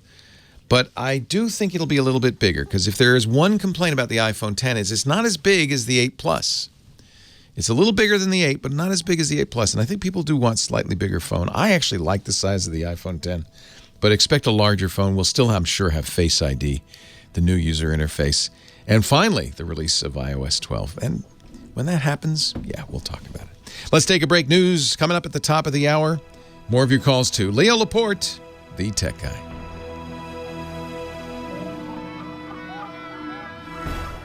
The Tech Guy Podcast brought to you today by Rocket Mortgage, the best lender in the country. Quicken loans, very customer-centric, #1 in customer satisfaction, according to J.D. Power, for 8 years in a row now. Every year they win it. And they want to make it easier for you to buy your new home. They want to take the anxiety out of it. There is anxiety, right? It's the biggest check you'll ever write. This is a place you and your family are going to live for a long time. You want to pick the right house, the perfect house. So why be rushed because you're worried about interest rates going up? Why have the anxiety? Can we get the money? Go to rocketmortgage.com/techguy. You sign up. It takes just a minute to fill out the form. No visit to the bank. No 20-page application. No visits to the attic or calls. I need my pay stubs from 2008. None of that. They do it all for you. You just go in there, fill out the simple application form, answer a few questions. They will go to their trusted relationships in all the financial institutions, get what they need. Then a loan officer looks at it. In 24 hours or less, they will give you what they call verified approval. They verify your income, your assets, and your credit. Once you get verified approval and you get that verified approval letter, you can show that to a realtor. You have the strength of a cash buyer. A seller looks at that and goes, oh, I don't have to worry. They're good for it. They've got the loan. That's when step 3 of the power buying process kicks in. And I love this. This really takes the anxiety out. Rate Shield approval. They lock the rate. That rate you got, that's guaranteed for up to 90 days. You have up to 3 months to shop for a house with no pressure, no matter what happens to interest rates, and they have been ticking up, haven't they? Yours won't go up. It could go down. If it goes down, it'll go down. They will lower it. They will not raise it. It's a guaranteed rate for the next 90 days. What? That's so cool. The power buying process and Quicken Loans' new exclusive Rate Shield approval. It's the kind of thinking to expect from America's number one lender. Number one for good reason. Here's all you do. Just go to rocketmortgage.com/techguy. Rate Shield approval is valid only on certain 30-year purchase transactions.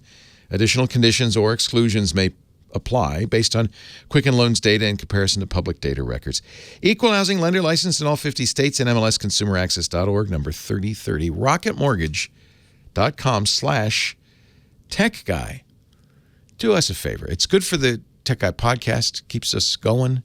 Pays for the lights, the staff, pays for me, but it pays off for you too. It is, if you're going to get a new home, please do me a favor. Go to rocketmortgage.com/techguy. Now on with the show. Well, hey, how are you today? Leo Laporte here, the Tech Guy, the show where we talk about computers and the internet, home theater, digital photography, smartphones, smartwatches. I'm going to go back to the phones in just a second, but for the next few weeks, we're going to do something a little different. A friend of mine has written a book. Adam Fisher is his name. The book is called Valley of Genius, The Uncensored History of Silicon Valley. It includes interviews with over 200 of the most important people who made Silicon Valley what it is today. And I thought it might be fun for you to hear some of these people's voices. So over the next couple of weeks, we're going to talk to people like Steve Wozniak, Nolan Bushnell, Sean Parker, and a name you might not know, Scott Hassan, who was the third founder of Google and gets no credit for it. Let's start with Steve Wozniak. Adam Fisher, tell me about Woz.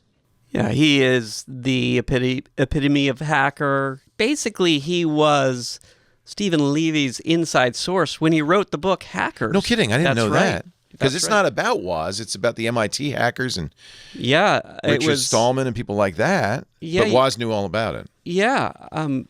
The book came out right before the Macintosh was released, so I don't think Levy really understood the importance of Woz at that time. But yeah, he was whispering in Levy's ear the whole time. Tell me, set the scene. Where did you talk to Woz?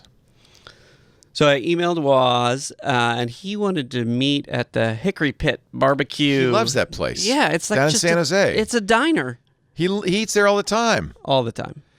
In fact, I know because I follow him on Foursquare, and he checks in there like every day. So did you? Yeah. We had breakfast, and when you hear these clips, you'll hear the clattering of coffee cups, and he really opened up to me. Steve didn't even want to start a computer company when we started Apple. I don't know if you ever got that out. I didn't know that. No. First of all, people think, Steve was into computers, what they would do for people someday was his whole life. Never talked like that. I was at the Homebrew Computer Club. Steve never attended. He'd never been there. He was up in Oregon. I had built a computer. I had given it away for free to everybody at the club. I had helped others build it. I was a hero at the club. Steve came into town. I said, you got to come down and see this. Jobs got a job at Atari. That's right. Woz was at HP. Jobs dropped out of Reed, got a job at Atari. The ad was, have fun, make money. Steve liked that second part. Steve was employee number 19. Wow. And Woz, and he was just basically a tech. He was soldering up circuit boards and causing trouble, actually. And he got switched over to the night, he was a night tech, so that his supervisor didn't have to deal with him. Or smell him. His personal hygiene was notoriously bad. He thought because he had a vegan diet that he didn't have body odor. He was a fruitarian at the time. Not even vegan, just fruit. And he would unlock the kind of factory floor at night and let Woz in, because Woz was obsessed with this early Atari game called Grand Trek 10, I think, maybe 20. It was a driving game. I saw it in an arcade. I did a copy of Pong in 28 chips, and 2 of the chips put a 4-letter word on when you missed the ball. So I'm into humor. And I showed it to my friends at Hewlett-Packard all the time, and then Steve came into town. and he saw it. And he took my board down to Atari, and he got a job there. And I don't know if he was telling them that he had designed it, or he and another guy had designed it, or what. But I'm sure they were impressed by it because they considered he was trying to talk them into using it for their first home Pong game, sell it to people in the home, and they made the right decision. So Jobs comes to Woz and says, "You want to make a little money?" Yes, and this is not the first time that that was said. Before that was, of course, the blue box, right. Phone freaking thing, and this was his next one. Yeah, make a little money. Well, Breakout was hardware. Okay, I can tell the story. Steve came to me. He said, "Nolan Bushnell wants a game. Here's how it works. Can you do it?" "Oh, I would love to do it." "Can you do it in 4 days?" Nobody can do it in 4 days. This is a half a man year, months of prototyping work. And I was the hottest designer in the world. And I did not think I could do it. And I said, "I'll try." And I stayed up 4 days and nights and did it. What happened was Steve said if it's under 50, he asked me how many chips my design was at first. And I said, "It looks like 45 chips. And he said, I realized it was a management technique. I smile at it now. It was really good. But he said, "Yes, if we get it under 50 chips, we get $700. But if we get it under 40 chips, we get $1,000. He was motivating me to get it down. I got it down as low as 42, but by the time we finished, it was back up to 45. And Steve may have even added a sound chip after I left the last morning to make it 46 or something. But so he wrote me a personal check for $350, half of the $700. And it was, I think, 12 years later. I brought Andy and Bill Atkinson and Burl Smith. I think that was all of them. Then Andy on the plane came and he said, "Yeah, he read this book about Atari." I said, "Oh, it probably says how I did Breakout." And he says, "Yeah, that was in there." I was proud. And I said, "Yeah, we got paid $700. And he says, "It said you got paid thousands." And then he brought the book over to me. And I was crying. I'm almost crying now. Because you know what? I'm the sort of person that anyone who knows me, Steve could have come to me and said, "I need all the money to buy into a commune up in Oregon. Can I keep all the money?" I would have said, "Yes, absolutely. I have a job as an engineer." So that you, Adam, actually got Woz to say something that he has been unwilling to say for decades, which is that for a long time he said, "Oh no, Steve didn't get paid more than he said." And finally he admitted that Jobs kind of ripped off his buddy. I never had heard him say that. And Woz, you talk to him, and over the years he's been asked about this, and he says, "Oh, friendship is more important than money, et cetera, et cetera, et cetera." But I think now that Jobs has died, the truth has come out, and he really unloaded. Here's a visit with Woz and the early days of Apple. We take you back to, what is it called? The Hickory Wagon? The Hickory Pit. The Hickory Pit. Okay, in the garage, we never talked about what a product could be, what we might build. We never did any engineering, design in the garage, any drafting. We never did any prototyping of building early machines, the first machines. We never did any manufacturing in the garage. Steve did the business in his bedroom. He'd get on the phone and order parts and sales, and eventually got a super long line he could drag out to the garage. We only needed the garage for about a couple of hours a week. Almost never were any people in the garage, very few, one or two just sitting there for fun, but nothing to do. Once a week, we'd drive down and pick up the computers were manufactured somewhere else in Santa Clara. We'd pick them up and drive maybe 20 of them to the garage, and then we'd plug each of the 20 in IKEA style to keyboards and all, make sure they worked, put them in white boxes, and then Steve would drive the white boxes to the bike store where Paul Terrell would pay cash, because we had no money. So that's one thing Steve was good at. Use whatever you can, So we would get the parts on credit. We'd owe a lot of money in 30 days, but we'd get paid cash at the store. So the garage was really, you think we had desks. We had desks and a bunch of people were there, and we had the things that companies have.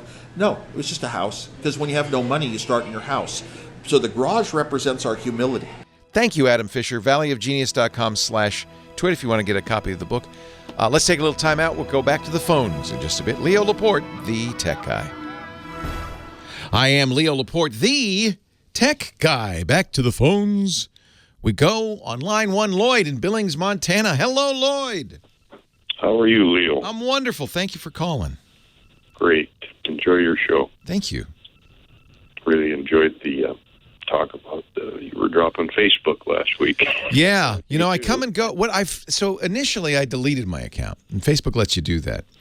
But after I did it, I missed a very wonderful, almost missed a wonderful reunion planned by coworkers from 20 years back, and I thought, this is a problem. So I reactivated it, and then I thought, but I don't want to have... So now what I do is I deactivate it, which keeps the account around. You can't use it. You can't add to it. You can't see any messages. It's there, but... If you ever want to reactivate it, you just log in and it's reactivated. So periodically I'll log in, see if I've missed anything, and then I'll deactivate it again. And I find this, for me anyway, a very good way to use Facebook. Right. Are you a Facebook user? In about the last year, a little bit. Like you, I just found sometimes a lot of irritation with it. Yeah, I found like I didn't feel good after I looked at it. Right. So I decided it wasn't a good thing for me. I can, for a lot of people, that's how they stay in touch. My kids, that's how they stay in touch with their classmates from college and high school. And I think that's fine. I just found it wasn't for me. And so I'm not recommending it or anything. I'm just saying this is what works for me. Yep. Gotcha. Yep. I'm having trouble with my email. The computer died about a month and a half ago, and my computer guy set me up with a new setup here. And since then, the email's not working properly. I open it, and emails delete that I'm not deleting. And so you open it, and you see now. First of all, I got to understand how you do your email. So it used to be, and you probably remember these days, you'd run an email program, Outlook. Outlook Live, Microsoft Live Mail, Thunderbird. You'd have an email program which you'd open. It would download your email and you'd read it, and it would send email for you if you sent it. Nowadays, most people just open a web browser, Internet Explorer, Edge, Safari, Chrome, and use that for their email. So which is it for you? Are you using a browser or a dedicated email program? Well, I've got Microsoft Outlook. Okay. It's a Gmail account. So you could do it with the browser, but you're having Outlook go out to Gmail and get the mail. Right. Yeah. I do believe. Okay. And I've got a ton of emails here that from Gmail. There's like 45,000 of them. Yeah, that's one of the things we love about Gmail. It's really the selling point was you don't have to delete your mail. They'll store it all. Sure. In the old days, you'd launch Outlook or Thunderbird or Outlook Express or whatever. It would download the mail and then delete it on the server because internet service providers didn't want to waste space storing your mail. So they'd let you download it and then you delete it. But that's not how Gmail works. In fact, that's why Gmail, when it came out about 15 years ago, was huge. You don't have to delete it. You just keep it there and you can search it and it's always available to you. Sure. A lot of people, that's become our address book, our to-do list, our memory. What was it? I can search back through my email. I can remember the name of that plumber I used 4 years ago, that kind of thing. Uh-huh. So you say you opened Outlook, and can you see the email disappear before your very eyes?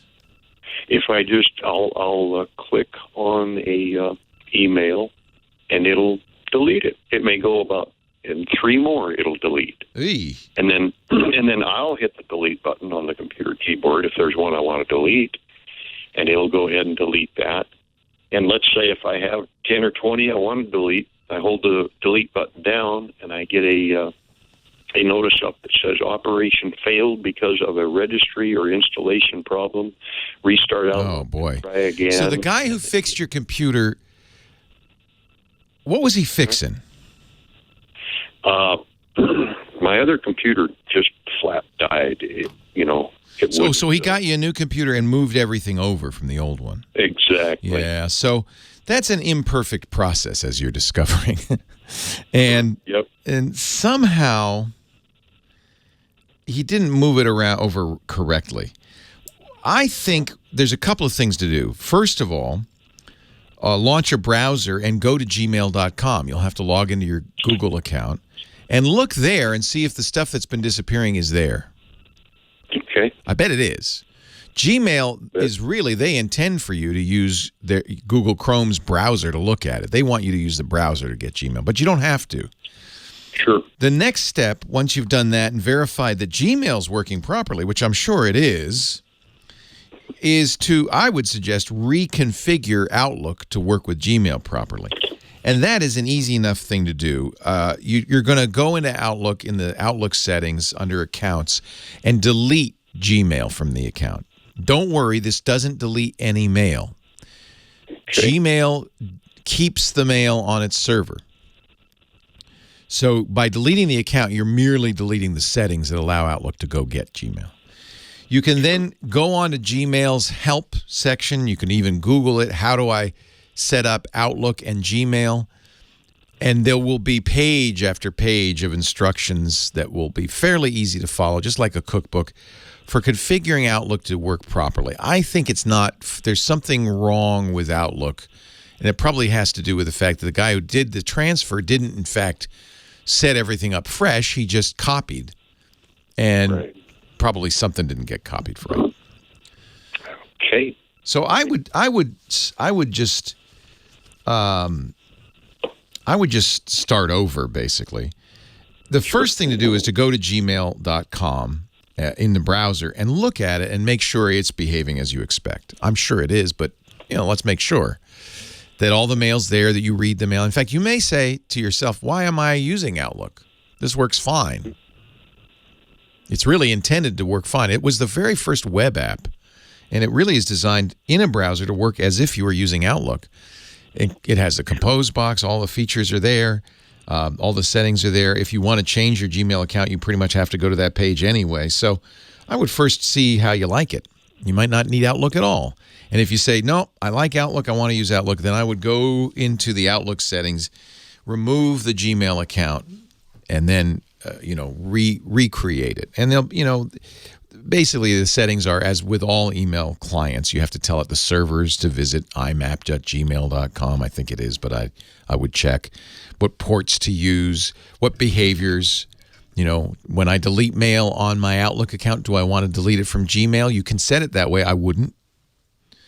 The whole premise of Gmail is that you never have to erase mail. And why should you? You can delete it from Outlook, but you don't have to delete it from Gmail so that it's always there. It sounds like you're doing that since you've got thousands of messages. Gmail, I think, is a great boon, but it isn't. It really is intended. Think about it. Google wants you to use Chrome. They want you to use their browser. They would prefer it that way.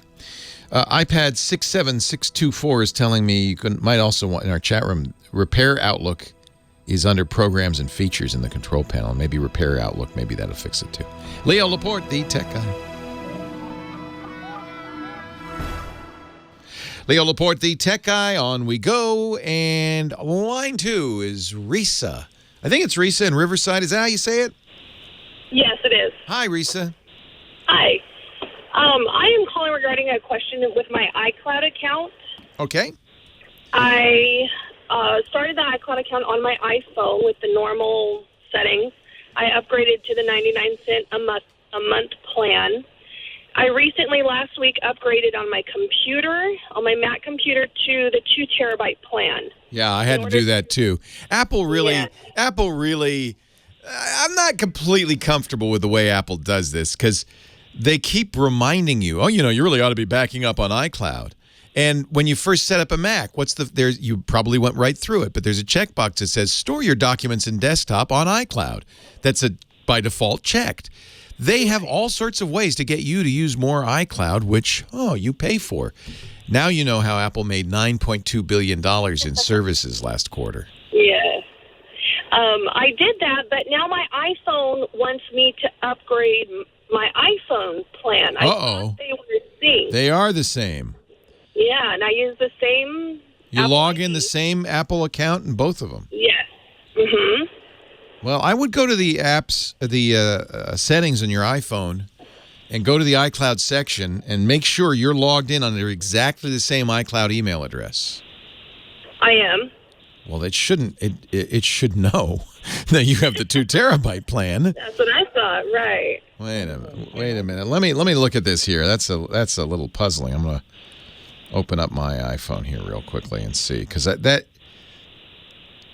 not how it's supposed to behave. You have one iCloud account. If you've upgraded it anywhere on the iPhone or the Mac or the iPad for that matter, it should be upgraded everywhere. Yeah, it's still showing me on my phone. It shows the 50 gigabyte. Oh. On Mac, it shows my 2 terabyte. No, that's wrong. Make sure that you type the email exactly the same.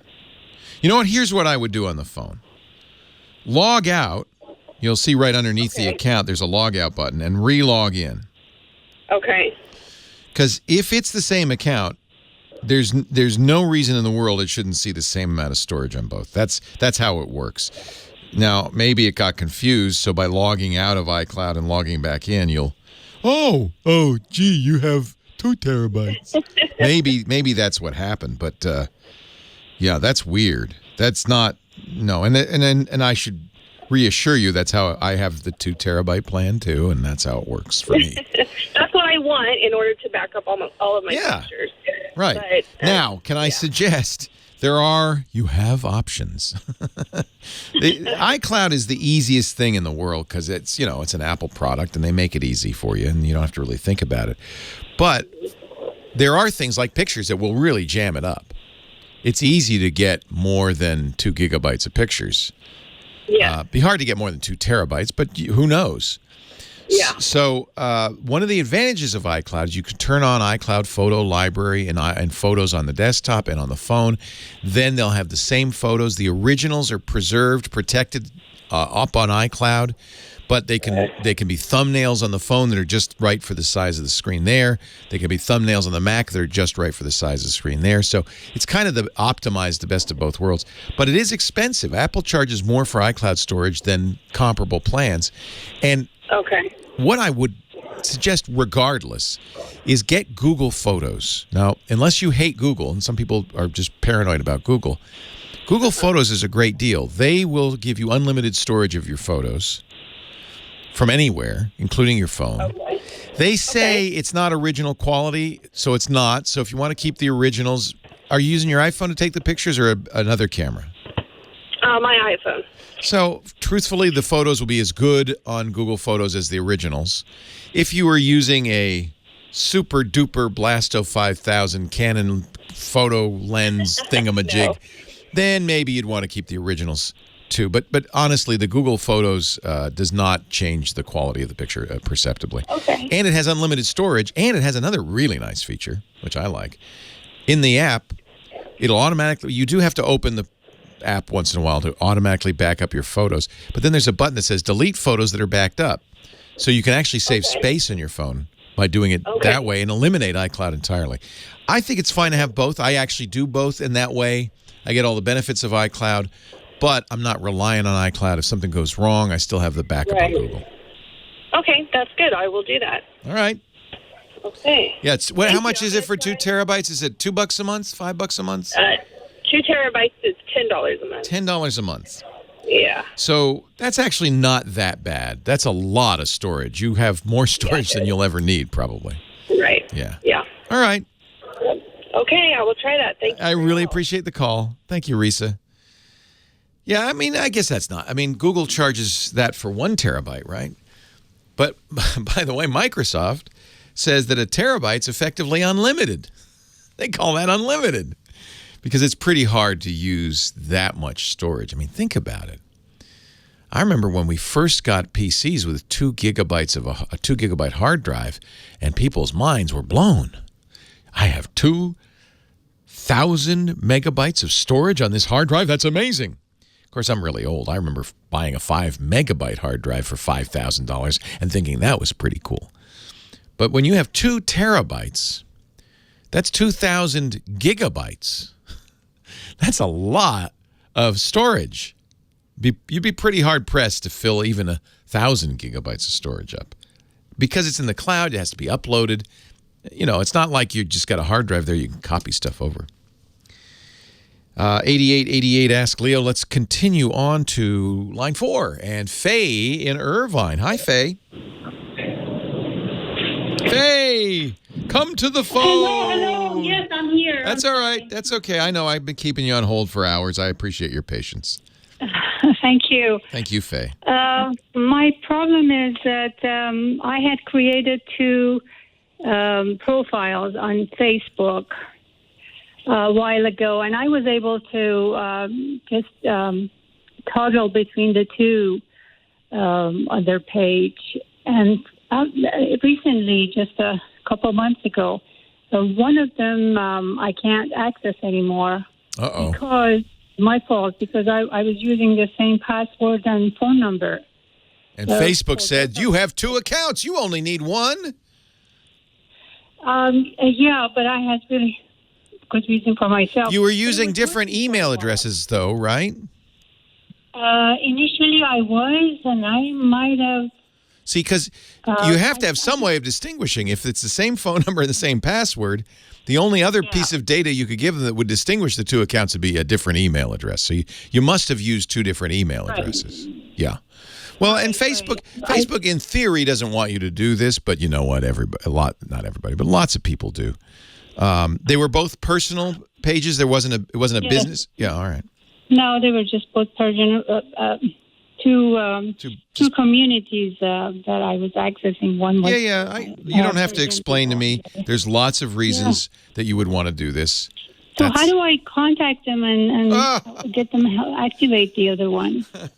Do you think they deactivated it?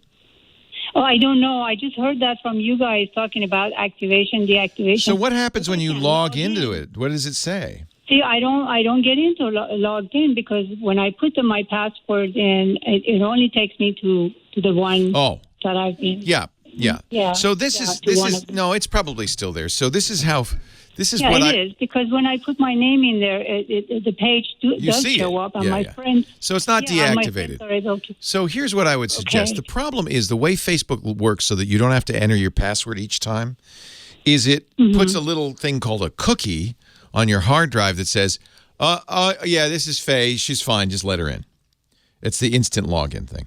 The problem is that that's associated with one account. If you use 2 browsers, download Chrome or Firefox, download a second browser, log into the second account with that browser, it will have the cookie for the second account. You'll need to use 2 different browsers, one for each account. Leo Laporte, the tech guy. So that's the problem, is it's remembering your login to that first account. So every time you go there, it just goes, oh yeah, this is Faye 1. And if you wanted to, you could, by completely logging out, get to Faye 2, but you'd have to completely log out. So instead, what I would say is just, what browser do you use? I was using Firefox. That's fine. For many years. Just a month ago, I stopped using that one, and I went to Chrome. And that's when this happened, I bet. No. No. Okay. No. So you've got Chrome and Firefox. You can use both. There's nothing to keep you from doing that. And I would use a separate browser for each account. That way, you won't have to do the whole rigmarole to log in. You just open Chrome, and you'll go to Facebook, and that'll be Faye 1. You open Firefox, you go to Facebook, it'll be Faye 2. That would be ideal, but how do I get it to do that? Because when you first use that browser, it doesn't know which Faye you are. So so you log in as Faye 2 with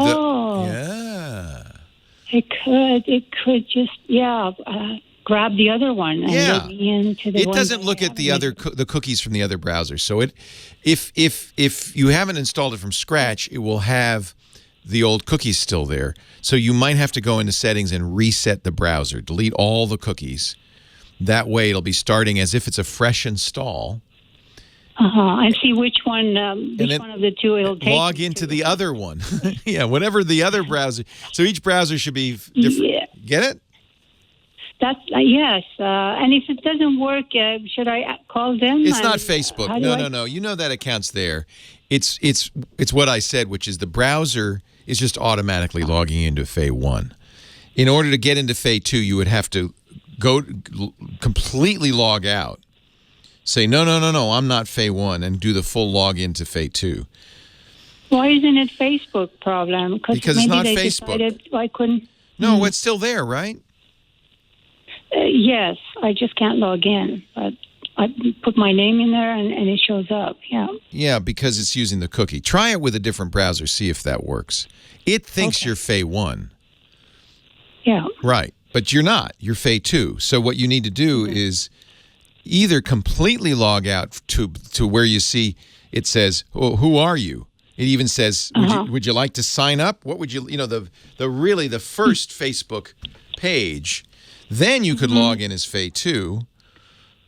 But that's a pain because each time you want to change accounts, you have to completely log out of the account you're on and log in with a new one. Yeah, if I can just get in, I'll change my password for the FAE2. That won't help it. No, that won't separate it.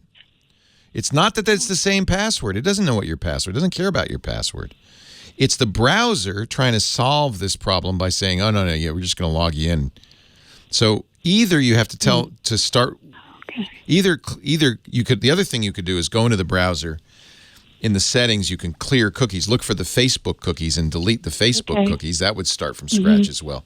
You need to start from scratch. What Facebook's trying to do is make it easy for you so you don't have to completely log in each time.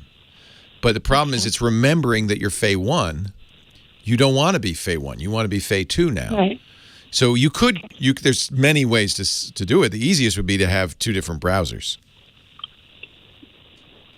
Okay. But if you fully logged out of Facebook, you should be able to log in as either one. You said you can search for the account and it's there. It's still there. So it's just the difference is different email addresses. So make sure you log into FAE1 with one email address and FAE2 with the other one, right? They have to be different addresses. If the address and the password are the same, it's the same account. What makes it your account is the email address. Okay. Do you have different email addresses for the... Right? I do. I'm sure I did in the beginning, and then somehow see. Yeah. Okay. Sometimes this convenience means you forget what you used to log in. Now you've got to figure that out because what's happening is the browser remembers. So this is a convenience. So you don't have to type faye@outlook.com and the password. It just logs you in. Right. Right. But you have to remember what email address you used for FAE2 or you won't be able to get in. That's true. And So what you want to have is completely separate settings. Don't when you did you erase Firefox when you stopped using it? Did you uninstall it? No. Okay, that's fine. Yeah. So you don't even have to install Firefox. Just make sure you clear all the information. Actually, you know what? I bet it might even remember FAE2. Go to Facebook on Firefox, see which one you get into. If it's not the one you want, then you need to fully log out. And you better remember your old email. Yeah. That's the problem, isn't it? Yeah. It's not that you have the same phone number and password. You need the email. Okay. Thank you so much. You're welcome. Appreciate it. You're welcome. My pleasure. Take care. Thank you. Bye-bye. Tech Guy Show brought to you today by Qualcomm. Actually, if you're streaming this on a phone with the Qualcomm Snapdragon 845, it's quite literally brought to you by Qualcomm. You want faster data speeds, right? Who doesn't? Faster's always better. Who wants to wait for anything? Waiting in line, waiting at the bakery for your donuts, waiting for your music to download? No. Faster's better. And with Qualcomm's 845 Snapdragon processor, you're getting faster. Ookla, the folks who do speed tests on that, just did a analysis of over 1 million real-world results from the speed test app. They took a look at people like you using AT&T and T-Mobile in real-world situations. They did it for Q2 2018. They found that Android phones with Snapdragon 845 from Qualcomm Technologies had up to 192% faster data speeds. What? Than non-Android phones with Intel modems. Unfortunately, I have a phone with the Intel modem. I also have a phone with the 845. And when I need to download something, I'm going to use the 845. 192% faster. The Snapdragon 845 mobile platform has lots of other features you may not be aware of, but they're there for you. For instance, the third generation Qualcomm Hexagon 685 DSP built in there. It's part of the system on a chip. Has sophisticated on-device AI processing. That means, among other things, better photography. The software, we talk about computational photography. That's what's going on in there with that DSP. Richer camera images, better voice recognition, better speech, better augmented reality and virtual reality and gaming experiences, all of that improved by the system on a chip, the Qualcomm Snapdragon 845. And advanced vault-like security, the secure processing unit. It's used to store personal data, crypto keys, biometric keys. If you're using fingerprint or iris scan or Face ID, all of that stuff stored in the secure processing unit, and that keeps it in isolation and away from prying eyes. Nothing can get to it. It's awesome. And, of course, it's very energy efficient, all-day battery life, capable of up to a 50% charge in only 15 minutes. That's that Qualcomm Quick Charge. That's awesome. So check out all the data for yourself. Qualcomm.com/twit. Qualcomm, QUALCOMM.com/twit. Upgrade your data speeds with a phone powered by Snapdragon 845. Qualcomm.com/twit. We thank them so much for their support. They wanted to reach technically literate, smart people. Guess who? You. Thank you for listening to The Tech Guy and for supporting Qualcomm. Now back to the show. I am Leo Laporte, the Tech Guy. That disco music you hear, my friends, can be a sign of only one thing: advancing senility. No. Dick T. Crossed wires. Crossed wires. Dick T. Bartolo. We call him Mad's Maddest Writer because he's been doing that for a while. He's also the Gizwiz, the Gizmo Wizard on the show. He brings us fun gadgets and tech each week. Hello, Dickie D. Leo, how you doing? I'm great. Right now, as we speak, I'm in the middle of the ocean, the Mediterranean Ocean. Wow. Now, technology is amazing. It's gotten better, isn't it? How long is that cord on your microphone? We recorded this a little bit ahead so that we could do the show, and still I could be in the middle of the ocean in the middle of the night, just off the coast of Spain. Ooh. Very, very nice. Now, each week, Dick goes out and looks for something fun and interesting and different. Sometimes the stuff you bring us is not so great. Sometimes that is true. It's amazing. Which is this? Okay, this is amazing if you need it, okay? Oh. So this was at a press event, and this woman had, the sign said the NEMA sensor. And I said, what is the NEMA sensor? NEMA, M-I-N-A. N-I-M-A. Yeah, NEMA. N-I-M-A, exactly. So it's a little device, probably like 3 by 4 inches, and it tests, there are two versions. One tests for gluten. Oh. And one test for peanuts. Oh, my gosh. So I know a lot of people who this would be very useful for if you've got food allergies, right? Absolutely. So what's different about this is you take it to the restaurant, wherever you're going, you open it up. She did a little demo of how it works. She said, but it takes like 5 or 6 minutes for the test to take place. So she sent me a link to their video. And then you take whatever you are trying to find out if there's peanuts in the cookies. So you break off a little piece. She said you could break it off from several different places. Oh, you actually have to put it inside a little receptacle? Inside a little capsule, okay? And then you screw the top of the capsule down, and she says that is actually grinding what you put into it. And then you put it into the device. Now, if it contains any sort of peanut, a picture of a peanut comes up. Oh, my goodness. If it's peanut-free, a smiley face comes up. This actually could save lives. This could. Yeah. And the great thing, now the peanut version was going to be out early fall, so I'm not sure exactly when. The gluten version is already out. But what I love is, I just went to their website to look around. It's nemasensor.com. And they have, if you click on blog, they have great articles like 10 ballparks that do not sell peanuts. Oh, yeah, because there are people. I mean, I was on an airplane where they took our peanuts and they said, oh, yeah, there's a kid on board who's highly allergic. Even a peanut smell in the air could. Yeah, well, Johnny Jett, who was on earlier, at one time said someone with a peanut allergy, they could get sick if someone on another flight ate peanuts through the empty bag into the seat pocket. So this is an easy way. And then they have other articles like gluten-free Chicago. So it will list restaurants where everything there is already tested to be gluten-free. See, now, I was thinking of using it the other way. Like, I only want to eat food that has peanuts and gluten in it. Well, yeah, you could. If it comes out that way, there are 3 smiley faces. Yes. Okay, and they're all dancing. Oh, eat more of this. It's peanut pizza. Yay! Exactly. No, I don't mean to make light of this. We have Michael has a friend who's very allergic. He has to bring an EpiPen with him.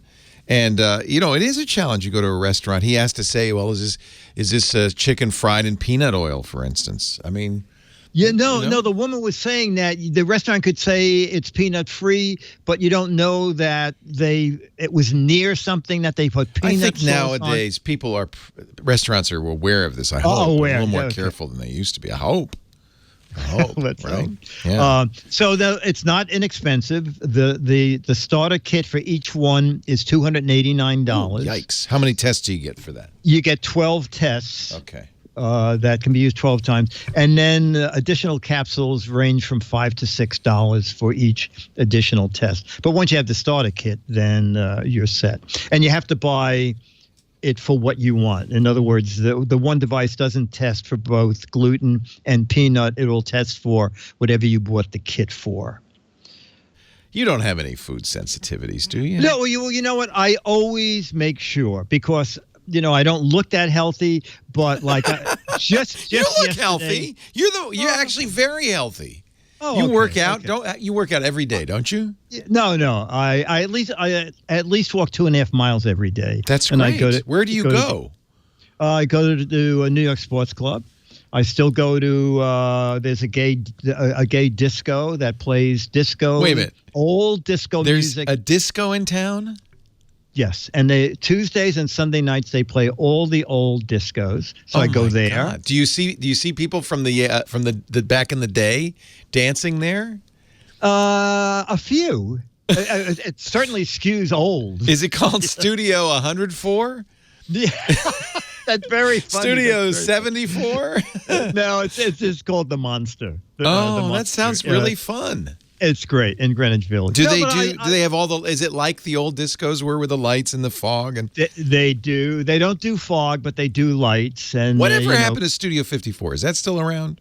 No, it's became a nightclub. Oh, actually, they divided it in half. The upper part of Studio 54 is back to being a theater for shows. Oh, wait a minute! I saw Cabaret there. I was just going to say you probably I did. I saw. I think it was. I can't remember who was it coming. I think it was in it. Yeah. Oh, that was great. That was. And then downstairs is I think it's Michael Feinstein runs the downstairs place. So it's a piano bar. It's Cabaret. Cabaret, exactly. I should say. You don't say. Exactly. Yeah, I think I saw Alan Cumming in Cabaret at Studio 54. Oh, come to think of it. Yeah. Oh, well, he was great. He was still alive. Yeah, he was the MC. He wasn't the Liza Minnelli part. Although he probably could have done it. He could have, yeah. Who knows? Maybe certain nights they swap parts. I'm telling you, Monster blew it. They should have called it Studio 64. That would have been funny. very good, right? Yeah. Or Studio 65. Yeah. You must be this tall to dance. Yes. Your shoes must be this tall in order to enter. The funny thing is disco never died. They just call it EDM now. It's still... Yeah, absolutely. Absolutely. The beat's still there. I mean, people dance. I do. Yeah. Dick DeBartolo's website and the place to find out more about the NEMA. I'm sorry, I got sidetracked. Oh, that's no problem. Well, when you said you don't look healthy, you're very healthy for a man of your advanced age. Thank you. You find Dick D at his website. We're the same age. I need a vacation. GIZWIZ.biz. When you go there, not only can you find information about the NEMA, But you'll also be able to play the What the Heck Is It contest, a chance to win an autographed copy of Mad Magazine by Dick DiBartolo. That makes it a collector's item, something really valuable. And it's a fun game to play. You'll have fun doing it. Check it out. And don't forget his great podcast, GizWiz.tv. Dickie D, have a great week. I'll see you next time. You too, sir. Take care. Bye. Leo Laporte, the Tech Guy. Have a great Geek Week. Well, that's it for the Tech Guy Show for today. Thank you so much for being here. And don't forget, TWIT, T-W-I-T. It stands for This Week in Tech, and you'll find it at twit.tv, including the podcasts for this show. We talk about Windows on Windows Weekly, Macintosh on Mac Break Weekly, iPads, iPhones, Apple Watches on iOS Today, security on Security Now. I mean, I can go on and on and on. And, of course, the big show every Sunday afternoon, This Week in Tech. You'll find it all at twit.tv. And I'll be back next week with another great Tech Guys show. Thanks for joining me. We'll see you next time.